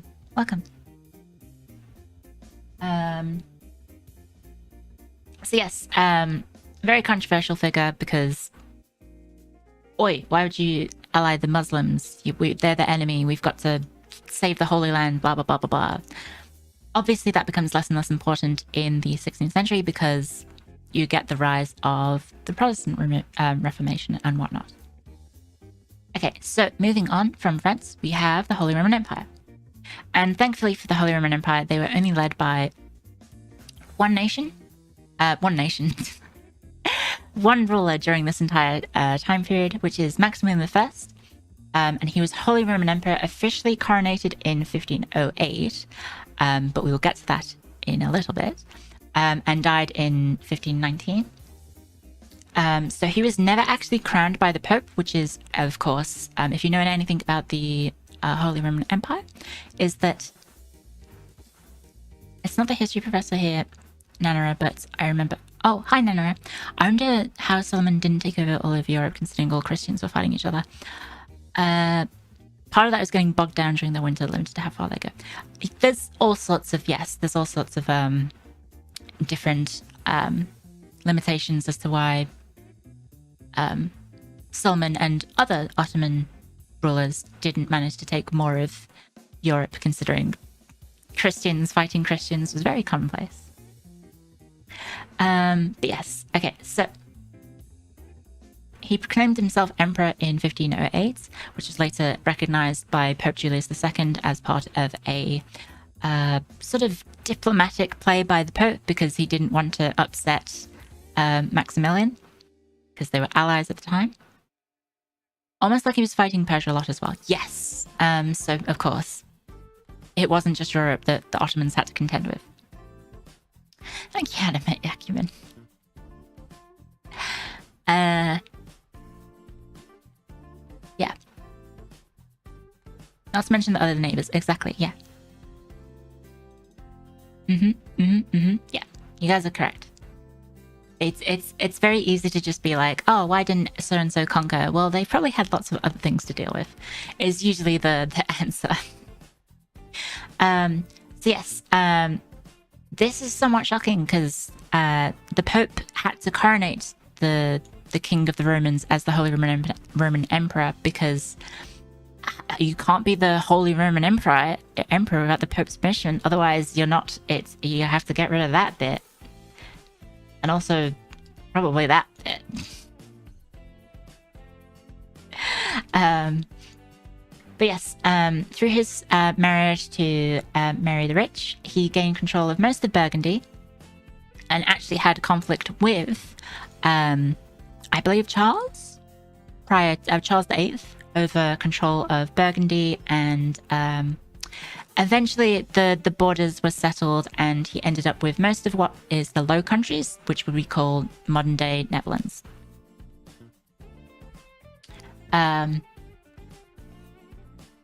And so yes, so Austria, so he's Maximilian I of Habsburgs, which is Austria essentially. He took back Austria from the Hungarians. So if you know of, what's his face? Matthias Corvinus, who had conquered quite a portion of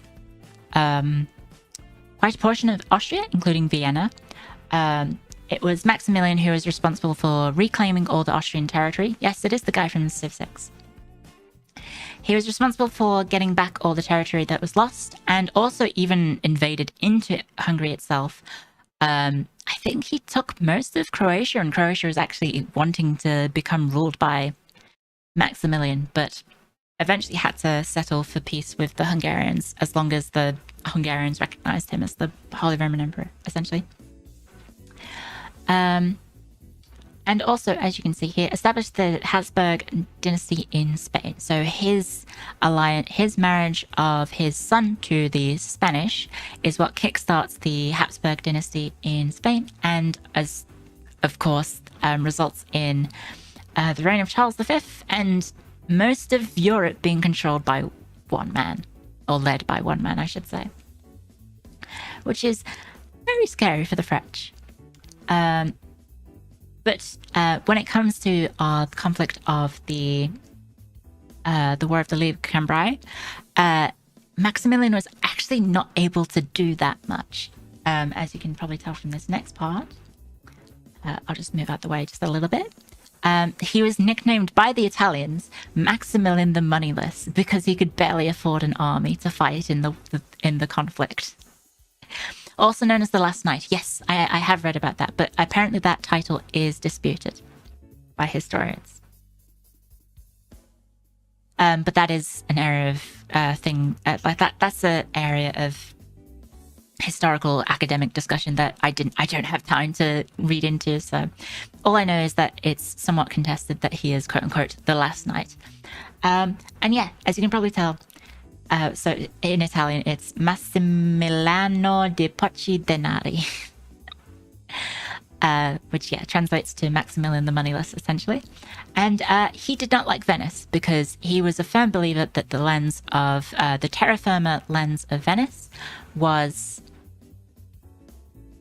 rightful imperial territory and should belong to the Holy Roman Empire.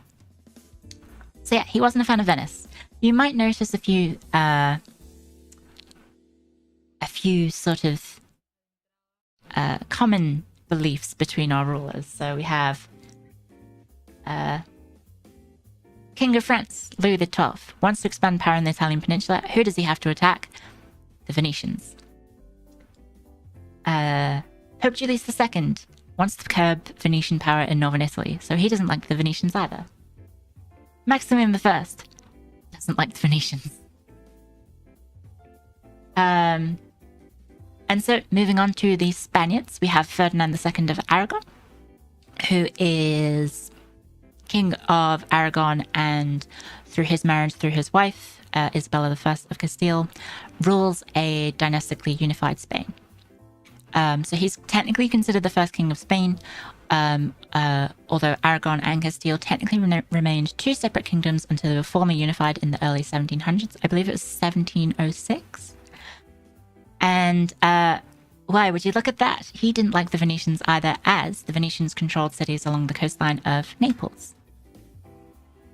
So you might see a few common themes of people not liking the Venetians and wanting to take them down a peg. So let's get on to our good old Venice themselves. Honestly, fair enough. So we have Doge Leonardo Loredan. I apologize if I butcher that. So he was Doge from 1501 to 1521. So he is the Doge of Venice for the entirety of the conflict. And he was one of the most important Doges in Venetian history. And whilst he didn't achieve much in the way of territorial acquisition, as you can probably tell, I believe he starts his rule. He started his rule basically during I think it's the second Venetian Ottoman War, in which Venice lost a lot of its territory in the Aegean and the Mediterranean, the eastern part of the Mediterranean, which is very sad for the Venetians. So yeah, he had to navigate the Venetian Republic through dealing with the Ottomans, the Mamluks, the Pope, Genoa, the Holy Roman Empire, the French, the Egyptians, and the Portuguese. Is Dogecoin named after the Doge of Venice? I don't think so. I think it's named after a funny spelling of dog.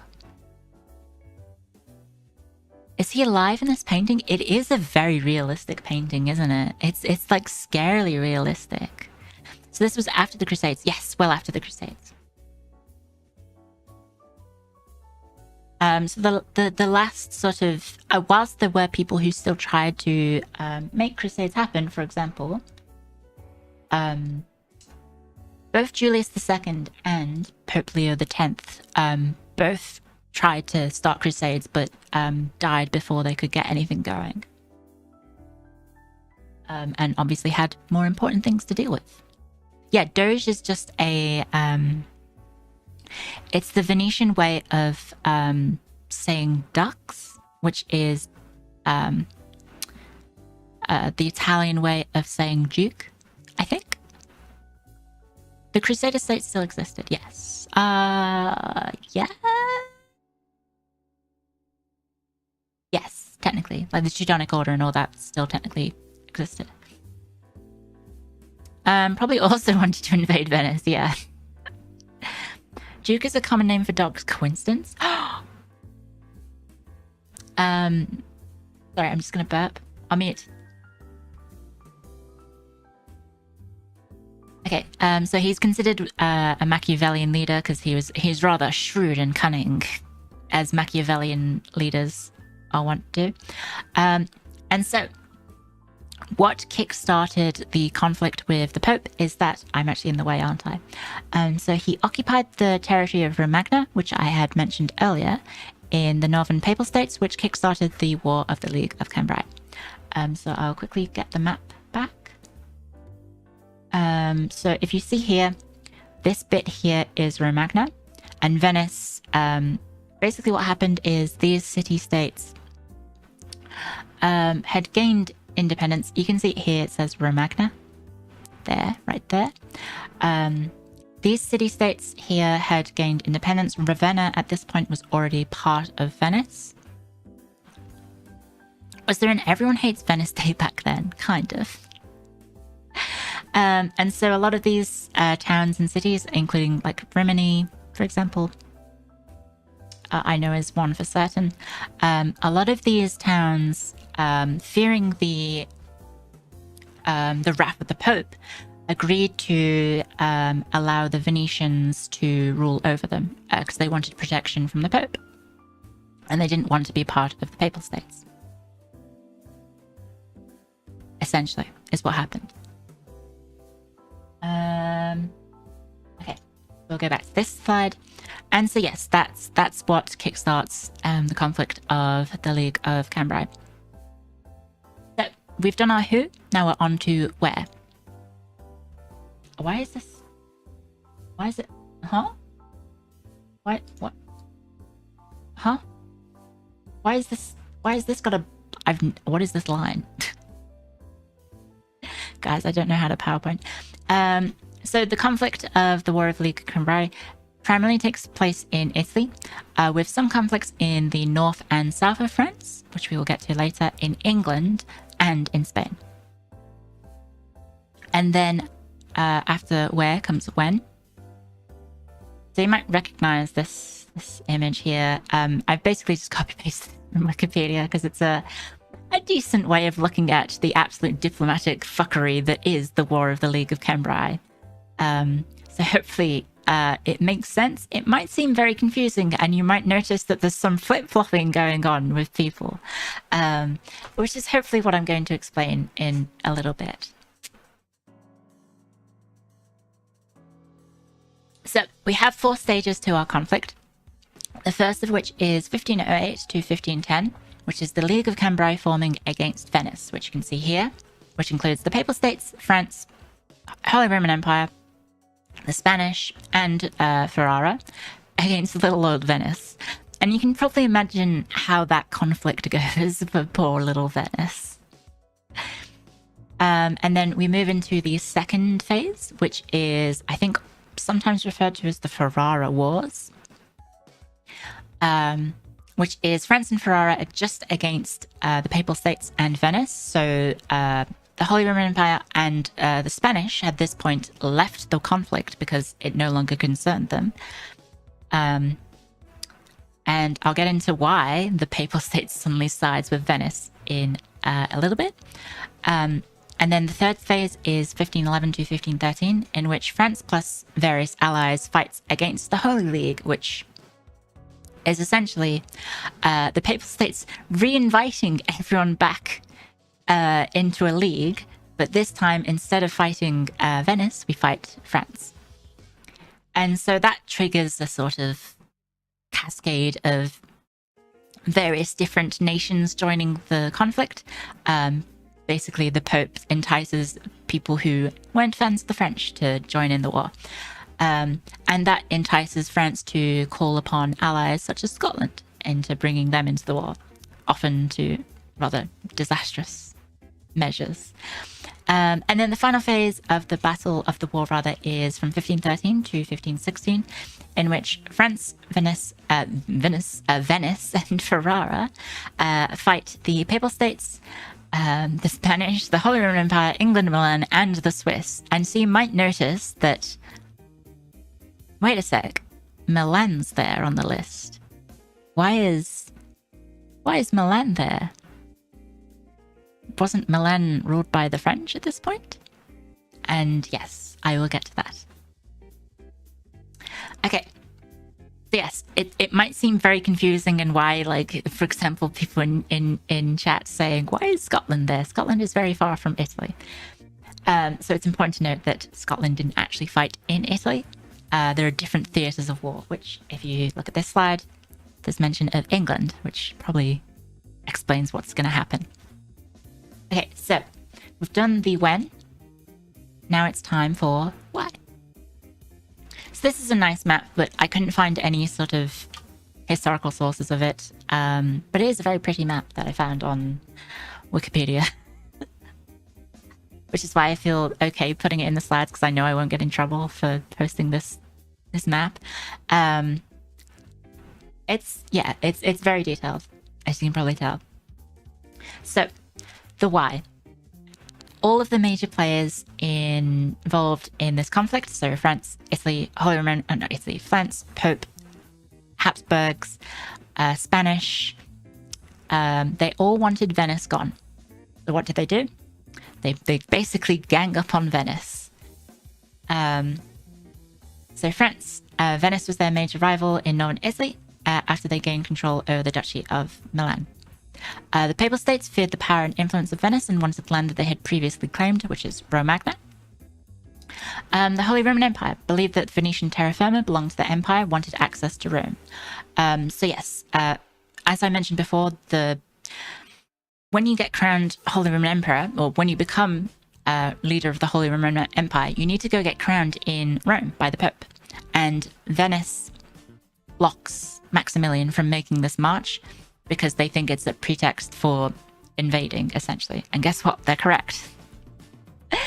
So Spain, the Spanish saw the Venetians as a threat to control over the Mediterranean and wanted the Venetian towns in Naples. So I can't show it on the map, but basically towards the heel of Naples, there were a few towns along the coastline that the Venetians controlled.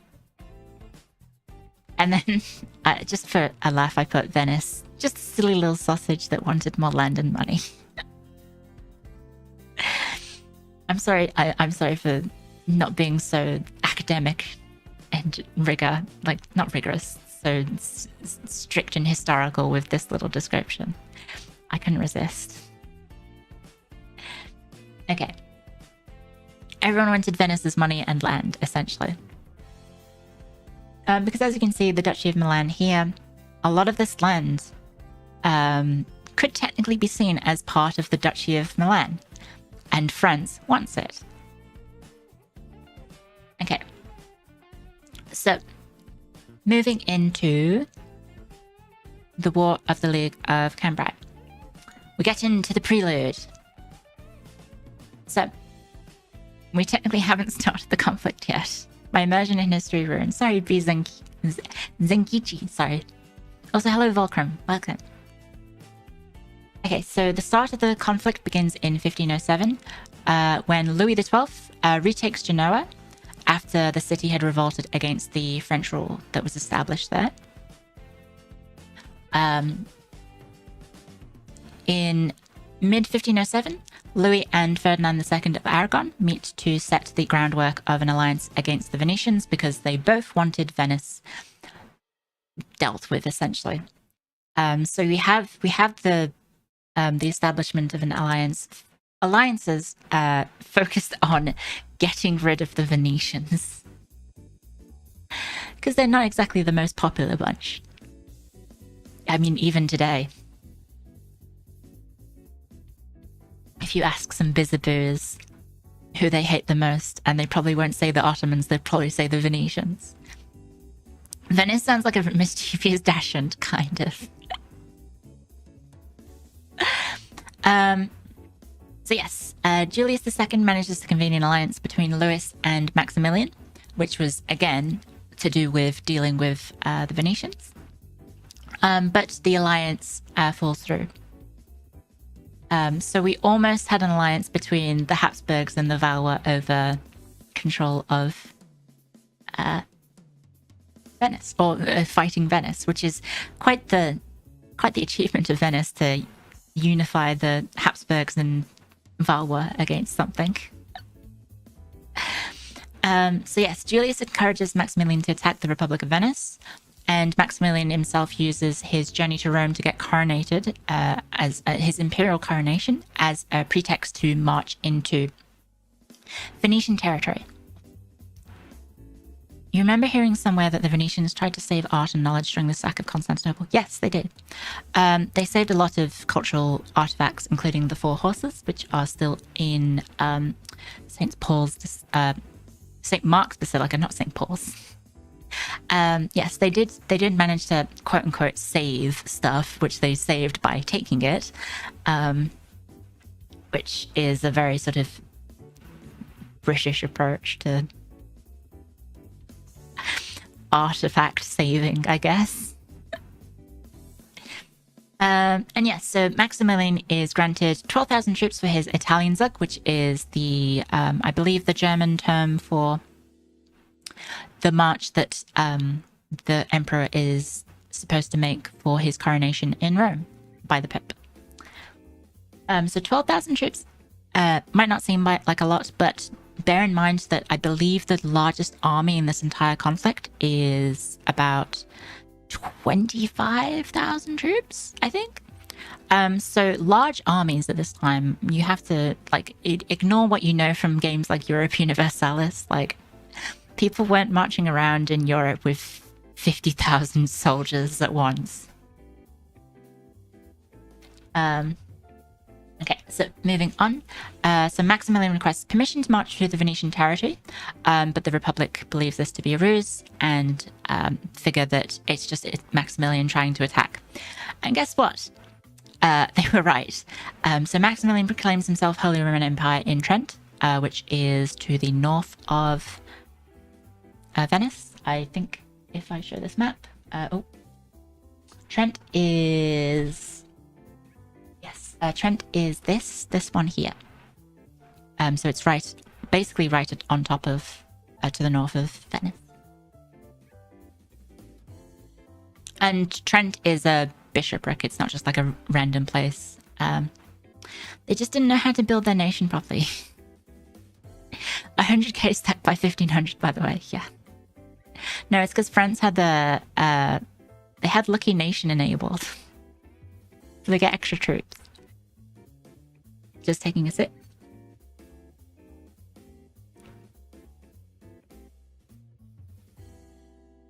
And after this slide, I will be taking a quick bathroom break. So just a heads up. We have made pretty good progress, though. I might be able to finish this presentation within the 3rd hour. maybe. We've made some pretty good progress, and like I said, this topic was a lot harder to research, and there wasn't as much sort of primary sources to rely on for this topic, so as it was with the Fourth Crusade. Okay, so yes, Maximilian declares war on Venice, and Venice, who is technically at this point, despite France trying to, as mentioned in the previous slide, France is technically still allied to Venice at this point, and despite Louis of France and Ferdinand of Spain essentially trying to form an alliance against Venice, they were still technically allied at the time. And so the French actually do send troops to help the Venetians. I believe the troops stationed in the French-controlled Milan were actually sent to help the Venetians. So Maximilian gains some initial victories against the Venetians. The Venetians then go on to utterly humiliate the imperial army at the Battle of Cador. It's an completely utter one-sided fight. I should actually include the date of this. One sec, let me just go double check that. Give me a sec. Here we go. I also don't know why I have a full stop. So technically this is the start of the War of the League of Cambrai at this point. Kind of like how Italy was still allied with to Germany and Austria-Hungary in 1915. Yeah, kinda. Yeah. Oh, don't need a second bracket.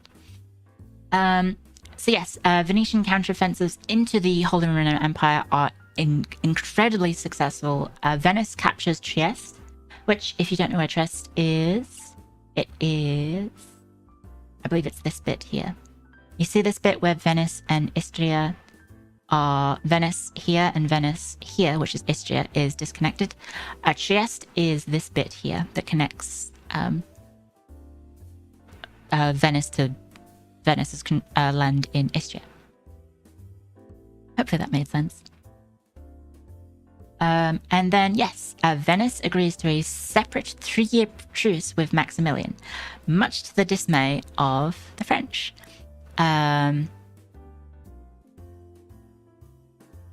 So you can see why all of a sudden France is not a fan of that, because their ally, the Venetians, all of a sudden, despite doing very well in their military campaign,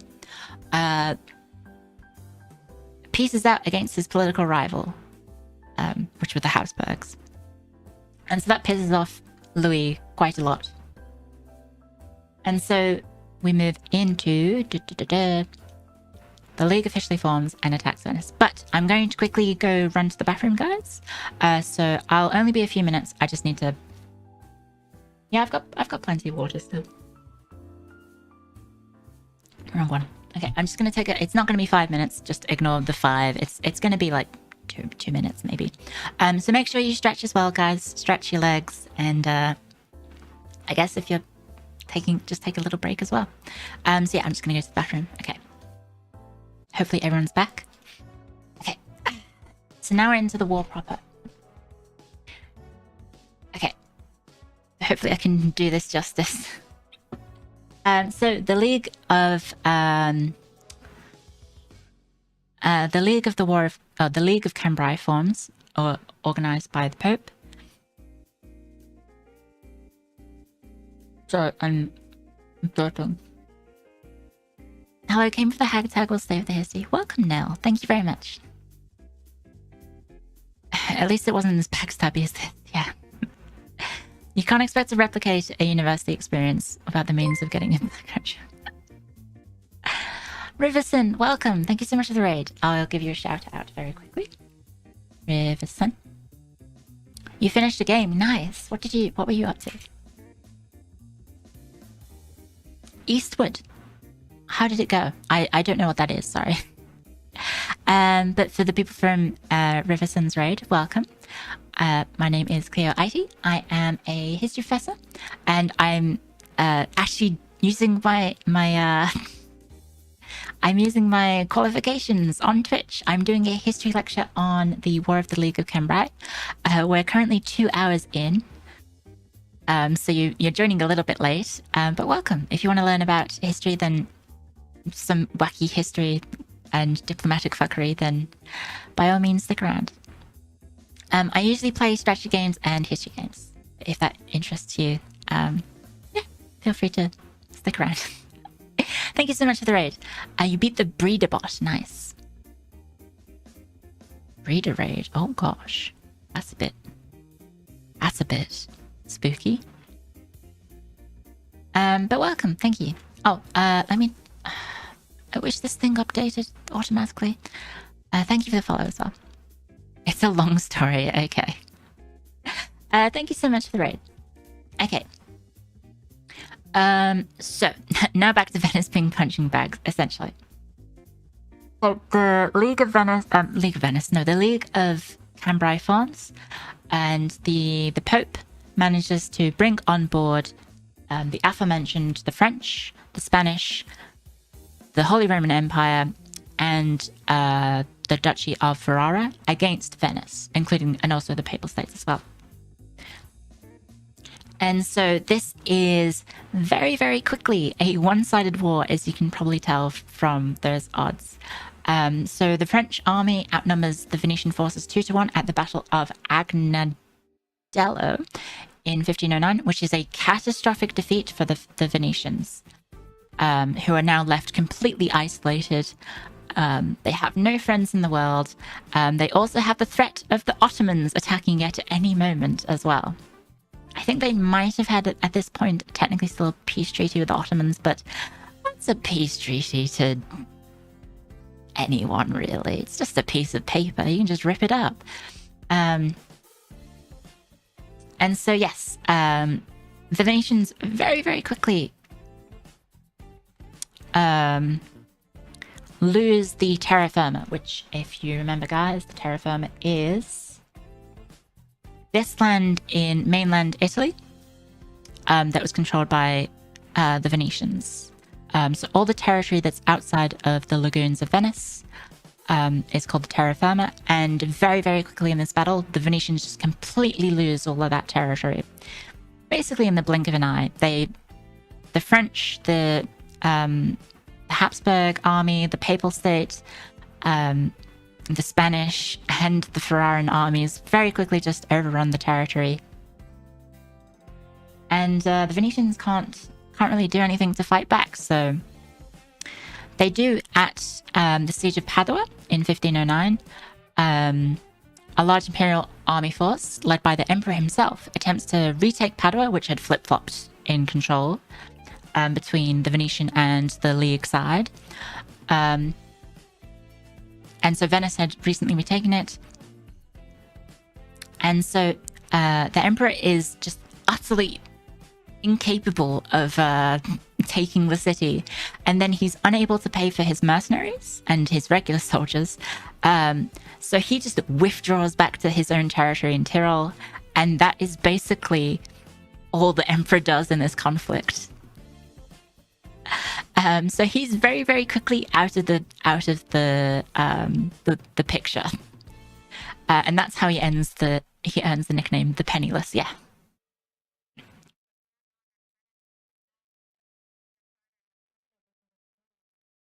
So yeah, he's gone. So technically now the League is down one of their major players, but everyone keeps fighting. So at the Battle of Polesella in 1509, which is actually, if I remember correctly, if we look at the more detailed map, I believe it's this river here. You can see it here under. Guys, ignore that I'm moving my text. Okay, ignore that. You see this river here that is. Oh, it actually might be the Po River. Might be part of the... Wait, hang on. Let me quickly consult the archives.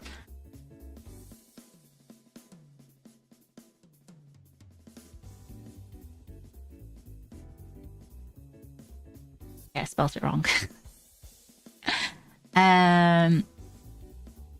Okay, no. It is the River Po. Okay, so it is this river here, which you can see kind of separates... oh, there it is in the... No, that's Policena. You see this river here that says...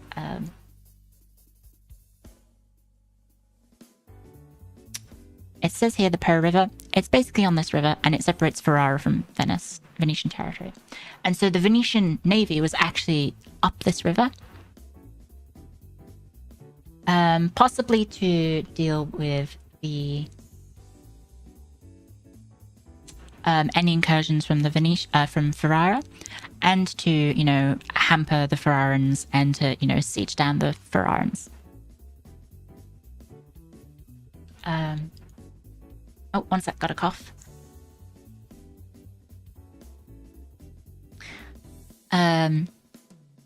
And this is why you make sure your finances have some credit before you start an invasion, not after. Yeah, basically. Turns out you should have money to pay your troops, otherwise you don't have an army. So yes, the Ferraran cannons essentially shred the shit out of the Venetian fleet stationed in the Po River. Oh my god, I had it right there. I literally just had to read a little bit further. So I believe 2,000 members of the Venetian navy are killed. I believe a bunch of the navy sinks in the river. A bunch of ships are captured. Pretty spectacular defeat for the Venetians, because, you know, their whole prowess is their naval power, and then they just got bombarded by the Ferrarans with cannons, essentially. So, as you can probably tell, this is your favorite type of content. Thank you, Grim Knight. Welcome. As you can probably tell, the war is very one-sided. The Venetians just get absolutely decimated by the League, and it very quickly occurs to Pope Julius. He's gotten what he wanted. He got the territory in Romagna. He now controls that, and the Pope Julius is saying is thinking, okay, that's the conflict over. We can end the conflict now. Except he has to deal with the fact that now France controls a large portion of North Italy. And so he's basically just replaced one monster, the Republic of Venice, with an even more powerful, scary monster, the Kingdom of France. And so yes, he realizes, Pope Julius realizes the new threat in northern Italy is now the French, and is able to quickly, essentially he makes peace with the Republic, and then very quickly brings the Republic onto his side to help them in the fight against the French. So at this point, the Spanish no longer has any sort of purpose in the conflict either, so they also leave, because they've gotten what they wanted. They've gotten their towns back from the Venetians in Naples. And so yeah, things aren't looking good for Venice. And so the terra firma is, I believe, being occupied by both the French and the also the Imperial Army. I think technically the Imperial Army, or rather the Emperor Maximilian, is still claiming that land is rightful Imperial territory. But technically France is the one fighting in the war, and the Emperor isn't actually fighting in the war. But it's all like just territory being disputed over, essentially. And also, another thing is that the Pope also desires the land of the Duchy of Ferrara, and wishes to annex that into the Papal States, because Ferrara is a very wealthy and very powerful little duchy in Italy. And actually, it's, if you, I'll quickly go back to the map. So, as you can see, it's here. Oh, there's an alert in the way. Thank you for the follow, by the way. You can kind of see that it sits in a very important region, right? It basically separates the Papal States from the northern territory of northern Italy. So the Duchy of Milan and Venice. Ferrara acts as like a check or a block So it's keeping both these in check, like it's keeping both Milan and Venice in check, but it's also stopping the Papal States from expanding beyond it. So it acts as a buffer on both sides to both sides of its territory. And so if you don't know anything about Ferrara, it was very famous for its forts and its defensiveness, and also having a shitload of cannons on its walls. And it's supposedly some of the finest cannoneer makers in Italy were based in Ferrara because they needed it to defend themselves. Okay. So yes, we find ourselves in a situation where Pope Julius now sides with the Venetians, and the League is no longer needed because the League has achieved its goal. The Republic of Venice has been curbed. Their power has been curbed. And so the League just ends because Maximilian and Ferdinand, they don't need to do anything. They've gotten what they wanted out of the conflict, and so they just stop. They just go home, essentially. And so now we move into the second phase of the war, which is Ferrara and France against the Pope and Venice. So it's sometimes called the it's called the Ferraranese War, and it's the second stage of the conflict from 1510 to 1511. And so the Papal Venetian forces are actually very successful at first. They repel the French army from the terra firma, and they push them back into the Duchy of Milan. And then, so after that, they then turn their focus on Ferrara itself. And so there's a bit of a scuffle, and some territory changes hands, but it's nothing permanent. Things are captured and then lost. For example, in the siege of Mirandola, which Pope Julius II personally leads, and this is the artwork of the Pope here. This is him meeting the people of the citizens of Mirandola and promising them that they will be spared because he is the Pope and they are good Catholics and God-fearing people. And so yes, they are initially very successful. Unfortunately, Venice and the Pope were unable to separate Ferrara from France in terms of like diplomatic ties. And so the attempts to annex the duchy failed. And so realizing that just the strength of the Papal States and Venice is not enough to curb the power of the French. Oh, and also, if you don't know about this last bit, Duke of Urbino has a heated duchy moment. I don't remember the specific territory that is lost to the Ferrarans. But basically, the Pope blames the Duke of Urbino for the loss of territory. And supposedly the territory had been left in the hands of one of the cardinals. And the Duke didn't like that he had been blamed for the loss of the territory because it was the cardinal that lost the territory, technically not him. And so, in an act of rage, murders the cardinal in full view of the Swiss guards in Rome. Just like murders him. Just like executes a cardinal. And just gets away with it because he had a heated Duke moment. And it's just like, huh?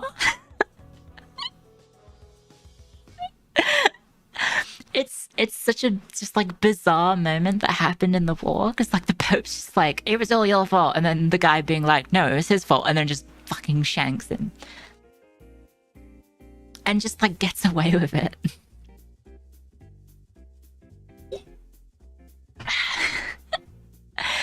Like, you can probably tell this conflict is already very, very, very silly.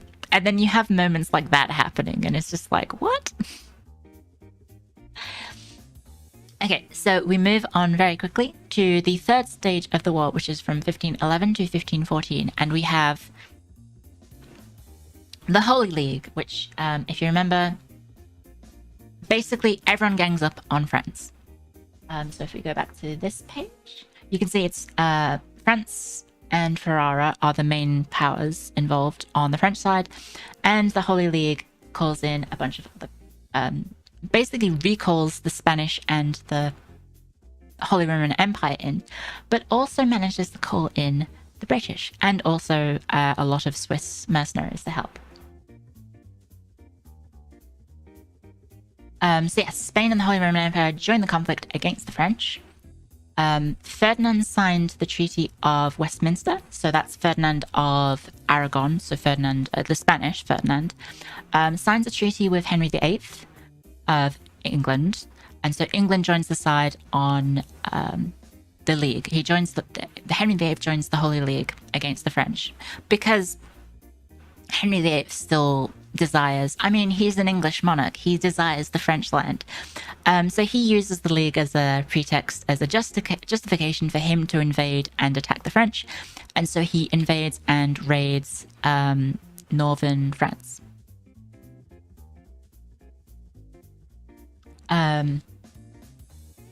Yes, okay. So I believe quite a lot of cities and regions in the north of France are raided / pillaged / captured by the English. So now the French are now fighting a two-front war, but it gets worse for the French. So they win at the Battle of Ravenna against the papal Spanish forces, but lose the General Gaston de Foix, who is a young, very charismatic leader for the French and a very talented general. Unfortunately, he dies. This is him. This is Gaston de Foix. This is him dying at the Battle of Ravenna. And so yes, the Holy League is very, very successful in this campaign, and they actually push the French army out of Italy completely. And by pushing the French out of Italy, the League is able to reinstate the Sforza to Milan. And so the Duchy of Milan is reborn, and the Sforza back in charge. It's not, and it's, I believe it's one of the sons of, hang on, let me get the, where is he? It's the son of Gian Galeazzo. One of his sons is reinstated as Duke of Milan. So even though his father was basically killed by his uncle, essentially. Wink, wink. Guys, he totally wasn't killed by his uncle. I closed my eyes. Guys, I suck at winking. Oh. Golly gosh, that was scary. Wink.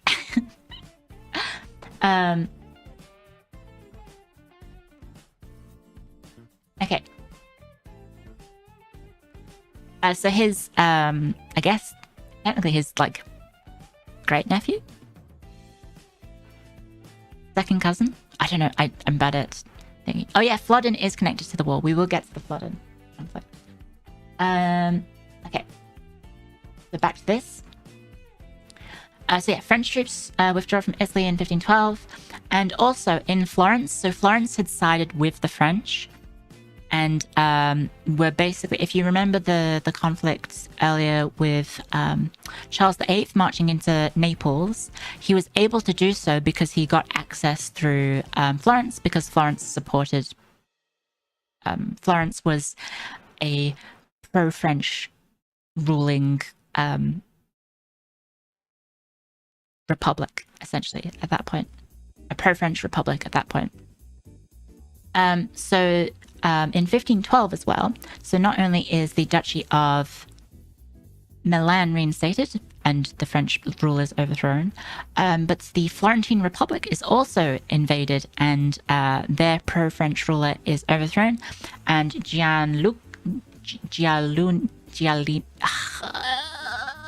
do I say this? Giuliano de Medici is installed as ruler.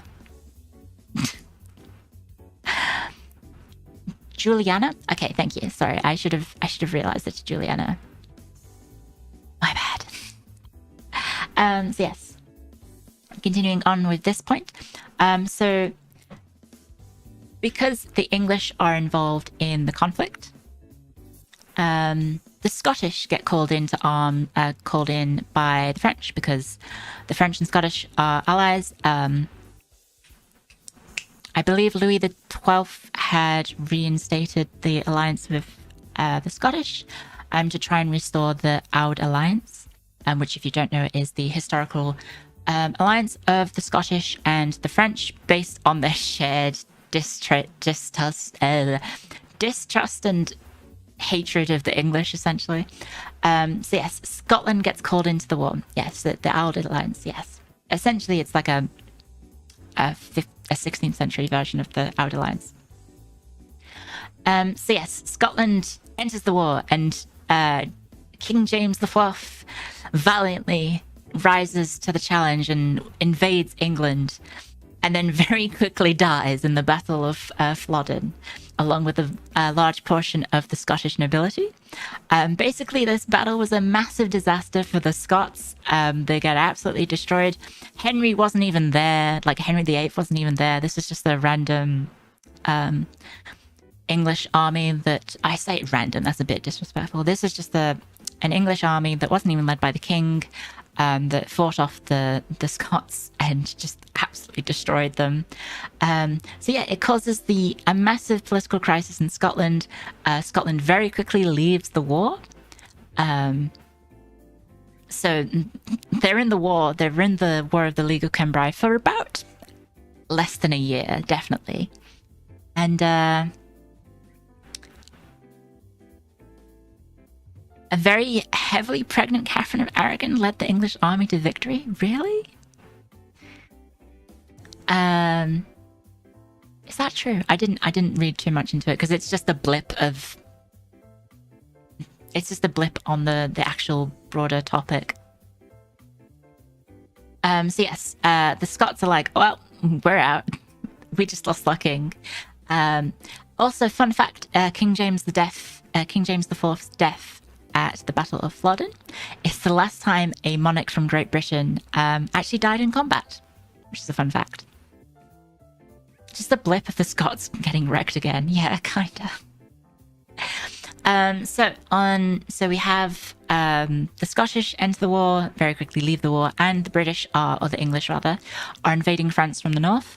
From the south, Ferdinand II invades. And so he attacks the Iberian part of the Kingdom of Navarre.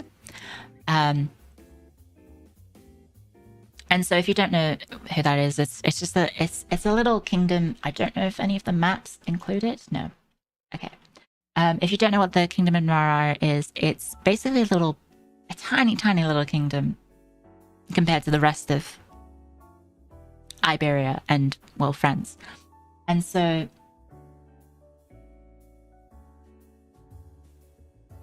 I don't believe they were actually... It's Basque-land, yes. I don't believe Navarre was actually allied to the French at this point. I would have to look into that further. Yeah, northeastern Spain, yes. How is Flodden a real word? I don't know. Its king would eventually become the King of France. Yes, that's true. So the Spanish invade Navarre, using the whole chaos of the War of the League of Cambrai, or the Holy League rather, at this point, to invade, and very quickly takes over the Spanish part of Navarre, because Navarre is basically, it sits between, like, it has territory in Spain and territory in France. And so yes, very quickly they overrun it, although the eventual full conquest of Navarre wouldn't be finished until after Ferdinand II's death. So yeah, it's part of the conflict, but not like a major part. And basically it just sort of shows that the chaos of the whole War of the League of Cambrai led to other territorial changes, because it's just a period of utter chaos and people attacking others and it not going well, or sometimes going very well. And so yes, Henry VIII and Maximilian invade France from the north. So that's both the French and the Holy Roman Emperor invading the French. Defeats Louis at the Battle of the Spurs, I think. Bye, Katius. Thank you for stopping by. And so yeah, things aren't going well for the French, guys. And also, an army of Swiss mercenaries have been hired by the papacy in 1512 and join on the side of the papacy. And so yeah, but as you can probably tell, it's not looking good for the French. Also, yeah, this, as you can probably tell, this art is from the Battle of Flodden. Although I believe this battle might not have featured so heavily knights, and more would have featured a lot of pole arms and pikemen, rather than heavily armored knights. Especially on the side of the British, I believe. Okay, so things aren't looking good for the French, but Louis gets a bit of a lifeline because there's tensions in the Holy League. Despite the league doing very, very well, things aren't looking up for the league, essentially. So Pope Julius II and the Venetians support the reinstatement of the Sforza to the Duchy of Milan, whereas both Ferdinand of Spain and Maximilian of the Holy Roman Empire preferred that one of their relatives to be installed to the throne. Obviously, that would be bad for anyone. They don't want a pro-Spanish or pro-Holy Roman Emperor ruler in Italy, because they're currently fighting to push a pro-French Milanese duchy out of power as well. So they want a quote-unquote Italian independent duchy to be in power, because otherwise they're just going to be back to square one of fighting another foreign power for control over Italy, control and influence over Italy. And also, yes, Ferdinand objected to the Papal States' attempt to annex the Duchy of Ferrara again, because it helps keep, as I mentioned earlier, the Duchy of Ferrara helps keep the Pope's power in check, as well as other powers in Italy is in check, because it's very strategically located in sort of separating the various different Italian powers. And so, yes, it's very useful for its continued existence to keep the balance of power in place. And then, yes, Maximilian, despite not really doing much in the original conflict against Venice, aside from lose and then not pay his troops, he refuses to relinquish any imperial-held territory, which included, despite being allies at this point, the Venetian terra firma in Veneto, and even signed an agreement with the Pope to exclude Venice entirely from the final partition of the League War against France. So, despite being allies with the Venetians at this point, they want to fuck over their own allies, because that land belongs to the Empire, not to the Venetians, even though it was originally Venetian land in the first place. Which is kind of just like a wild thing to do to your own ally. Which, of course, when the Republic of Venice objects to that, Pope Julius then threatens to reform the League of Cambrai against the Venetians and to wipe them out for good. And so now you have own allies threatening each other with essentially just wiping them out and getting rid of all of the terra firma and restoring it to the imperial rule. And so Venice is therefore led to the one person that they can help defend them against the aggression of the Pope and the Emperor. And who else can they turn to but King Louis XII of France, who they had been fighting against the entire time.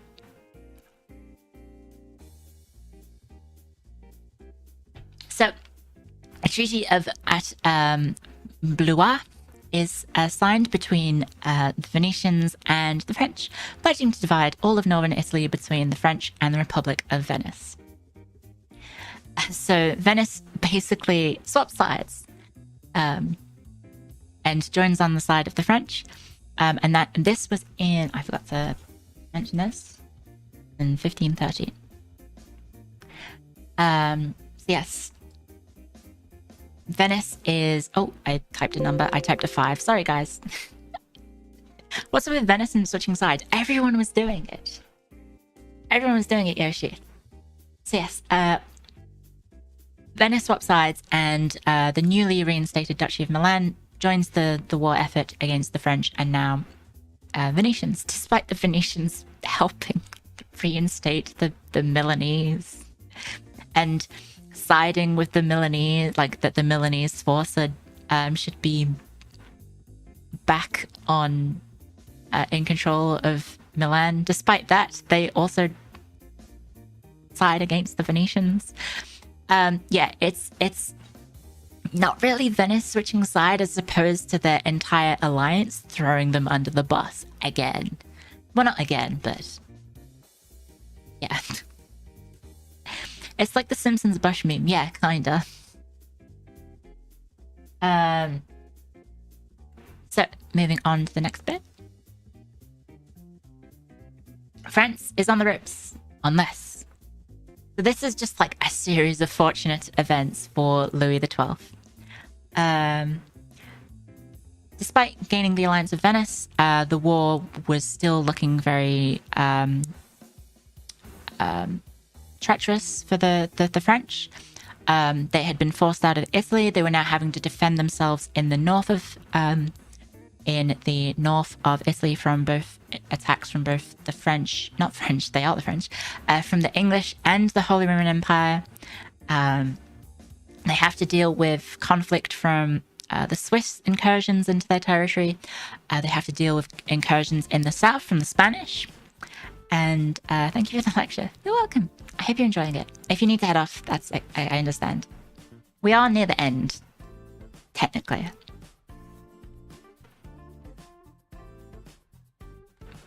So yes, they lose the Battle of Navarra against the Swiss, despite having superior numbers, so that's not good. And then yes, the English armies continue to besiege and capture the cities in the north of France.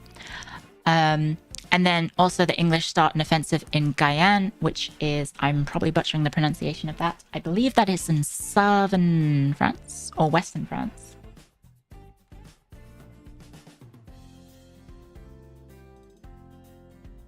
Let me just double check. Yeah, okay, so it's like southern France on the west coast. And it's like a strip of land there. So yes, France is now fighting the English and the Germans in the north, and the Spanish and the English in the south, and also trying to invade Italy at the same time, and losing to the Swiss. Because pike and shot is very strong, guys. Southwest is old Aquitaine, yes. Okay. I've lost my PowerPoint. There we go. Okay. So it's also not looking good for Venice either. Their army is forced to retreat into the Veneto again after the loss at the Battle of La Motta, which I believe was against not Ferrara, because they're on the side of Ferrara. It's against the Pope and I think the Spanish. I think. So yes, things aren't looking good for France. It gets even worse because Louis XII dies on the start of the year of 1515, and Francis I takes the throne. And as part of his ascension to the throne, he assumes the title of Duke of Milan and moves immediately to reclaim his land back in Italy. So despite being invaded by both England, Spain, and the Holy Roman Empire, his main move of this conflict is to invade into Italy again. So we find ourselves in the final battle. Very ballsy, yes. So we find ourselves in the final battle, which is the Battle of Marignano, which I've probably mispronounced because it's Italian, I guess. So Francis I leads the forces of his army against the Swiss and Milanese combined forces and absolutely demolishes them. It is... it's very one-sided. And so the Swiss army is just completely outclassed, which is very strange for the Swiss because they're supposed to be the elite fighting force of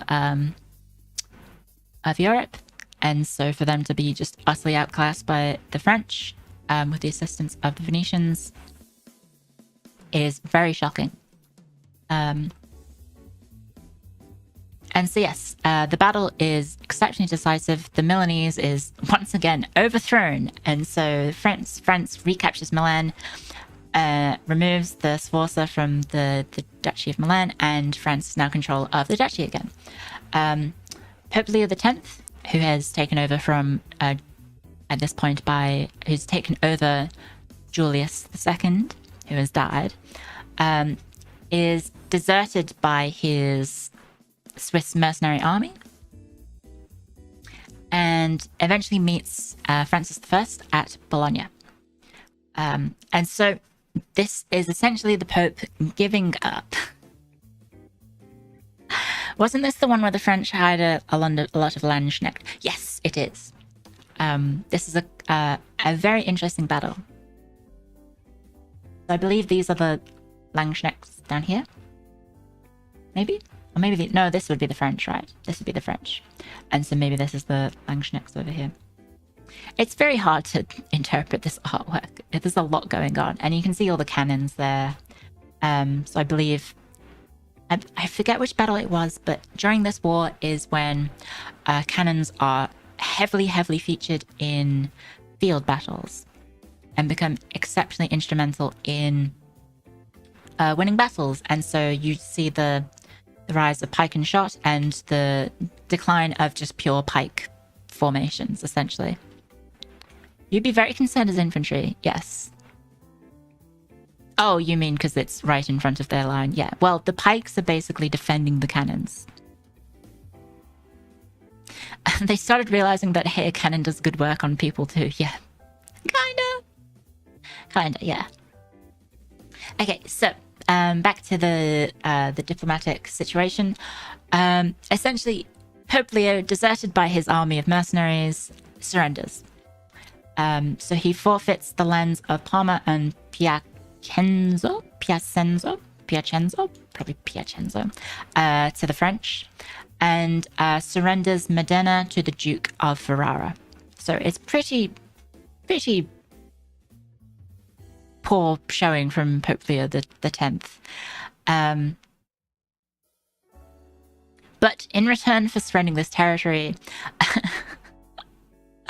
ever the opportunist, Pope Leo receives guarantees of French non-interference in his proposed attack on the Duke of Urbino, because at this point, I believe, displeased with the state of the Papal State and the ongoing war of Italian wars, the Duke of Urbino and other powers in the north of the Papal States actually declare quasi-independence. And so the Pope is like, I need to put them back in their place. And so he's going to attack them. And so he agrees to the peace deal with Charles, and at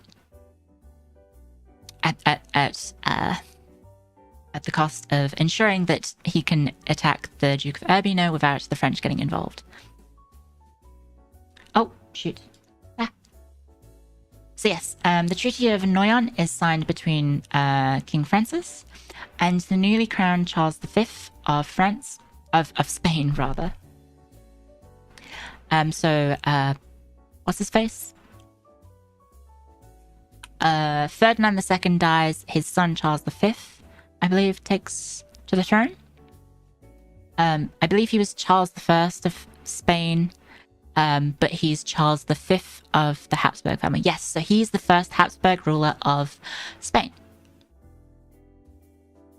And so Spain and France essentially peace out and say, okay, we recognize the French claim to Milan, and you will recognize the Spanish claim to Naples, and that removes Spain from the war. Did he have the jaw? I don't think so. I don't think so. Technically, oh yes, technically Ferdinand's daughter became Queen of Spain, but yeah, she was insane, so Charles rules for her. Yeah. What's her name? Joanna the Mad, I think. Yes. It was Joanna the Mad, and Charles rules on her behalf because she's insane woman. Yeah, okay. I did my historical research, guys. So yes, Maximilian, in his infinite wisdom. I'm actually in the way of the slide, aren't I? Okay, let's move out the way a little bit. My hair is too poofy and fluffy. Maximilian, good old Maximilian, Holy Roman Emperor. He's attacked Italy 3 times, I think, or twice now, and both times it's gone horribly wrong, so what does he do? He does it one more time, trying to invade Lombardy. But he runs out of money again before he gets to Milan, and he can't pay his troops. So his army just turns around and goes home.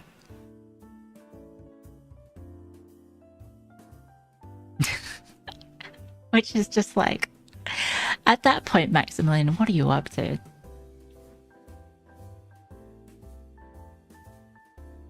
And so yes, the eventual peace deal is between Francis and the Italians is confirmed, and basically all of the territory that the Venetians had lost in the Terra Firma is returned to them.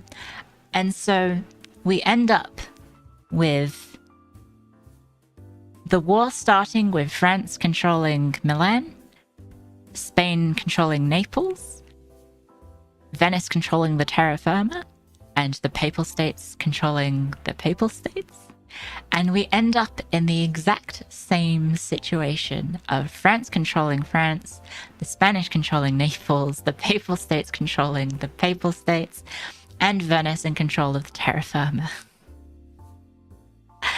And so yes, after 8 years of fighting, 8 long years of fighting, diplomatic fuckery, backstabbing, throwing Venice under the bus, throwing France under the bus, it ends with barely any territorial changes at all. And so yeah, the war ends, and basically nothing happened, except a lot of people died. So this is artwork from the final battle. I believe this is Charles I leading his troops into battle.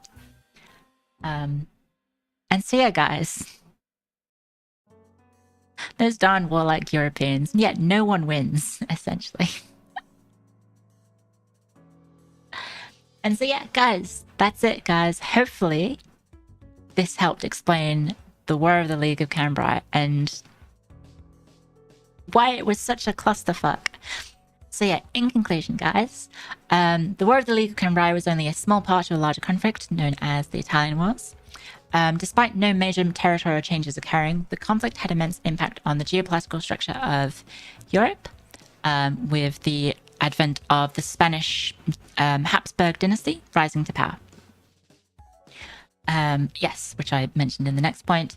It's an interesting case study of modern diplomacy and warfare, with constant flip-flopping of allegiances, and the rise of guns and cannons playing a major part in the battlefield. We also see the importance of mercenary armies being used by all sides of the conflict to supplement their standing armies.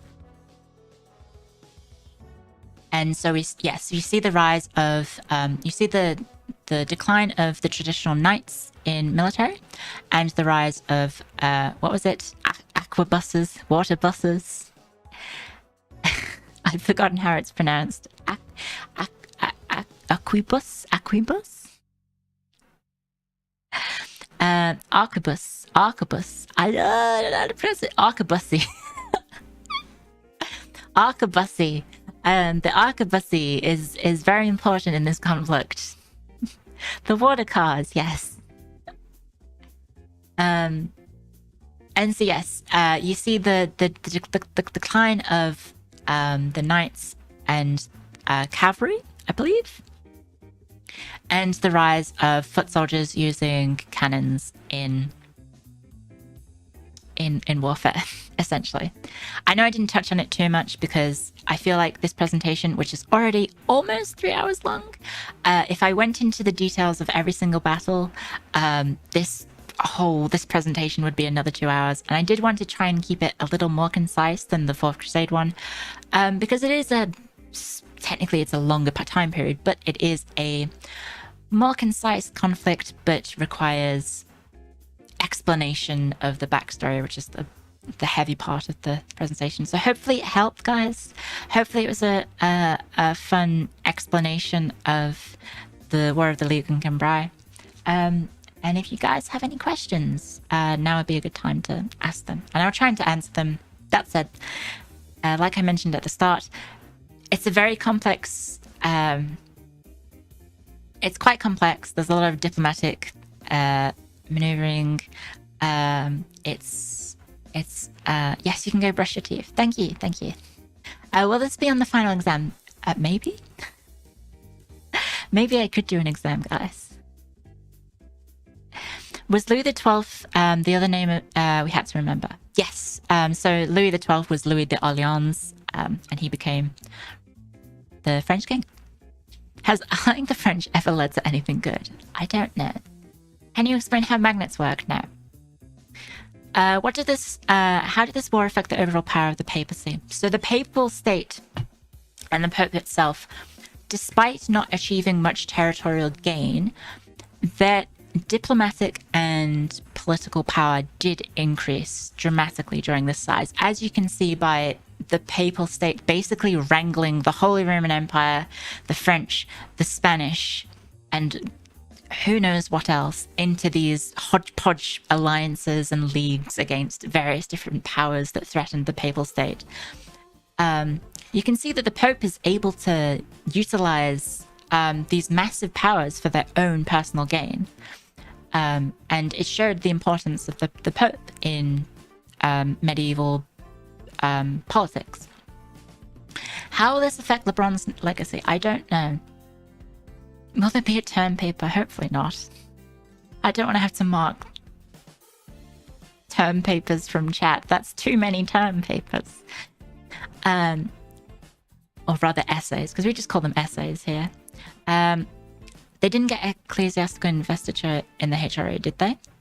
I don't think so.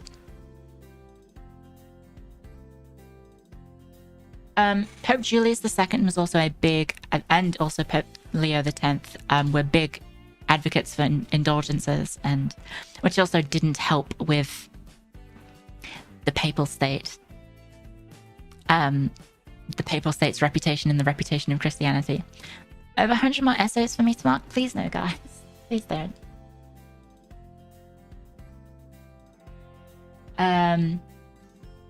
But yeah, if you guys have any more questions, feel free to ask them.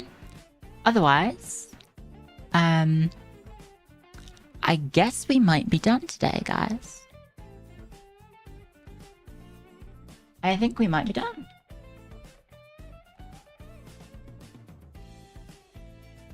I think we might be done, guys. When you say pike and shot, does that refer to the cannon or to the infantry weapons? Infantry weapons.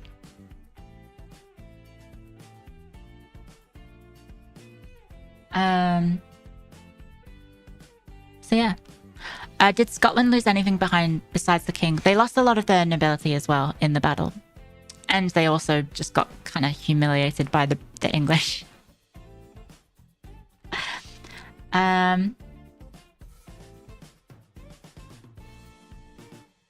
But yeah, I guess. Oh, guys, I forgot from my schedule that it's Valentine's Day. Do you guys want Valentine's Day stream to be tomorrow? Because that's the 14th for me. Or do you want it to be on the 15th for the Yanks? Well, 15th for me, but the 14th for the Yanks. Do you guys want it tomorrow or the day after, basically? Tomorrow or Wednesday? Whatever works? Okay, well, I'll see what we can do. You got plans on Yankee V-Day? Wow, brag about it. Cleo, you be my Valentine. I'll do something. I guess we can decide with a poll. Should be on your Valentine's. Okay. I'm sorry, guys. I actually have plans tomorrow with my 200 girlfriends and husbands. you don't know them. They go to another streaming service.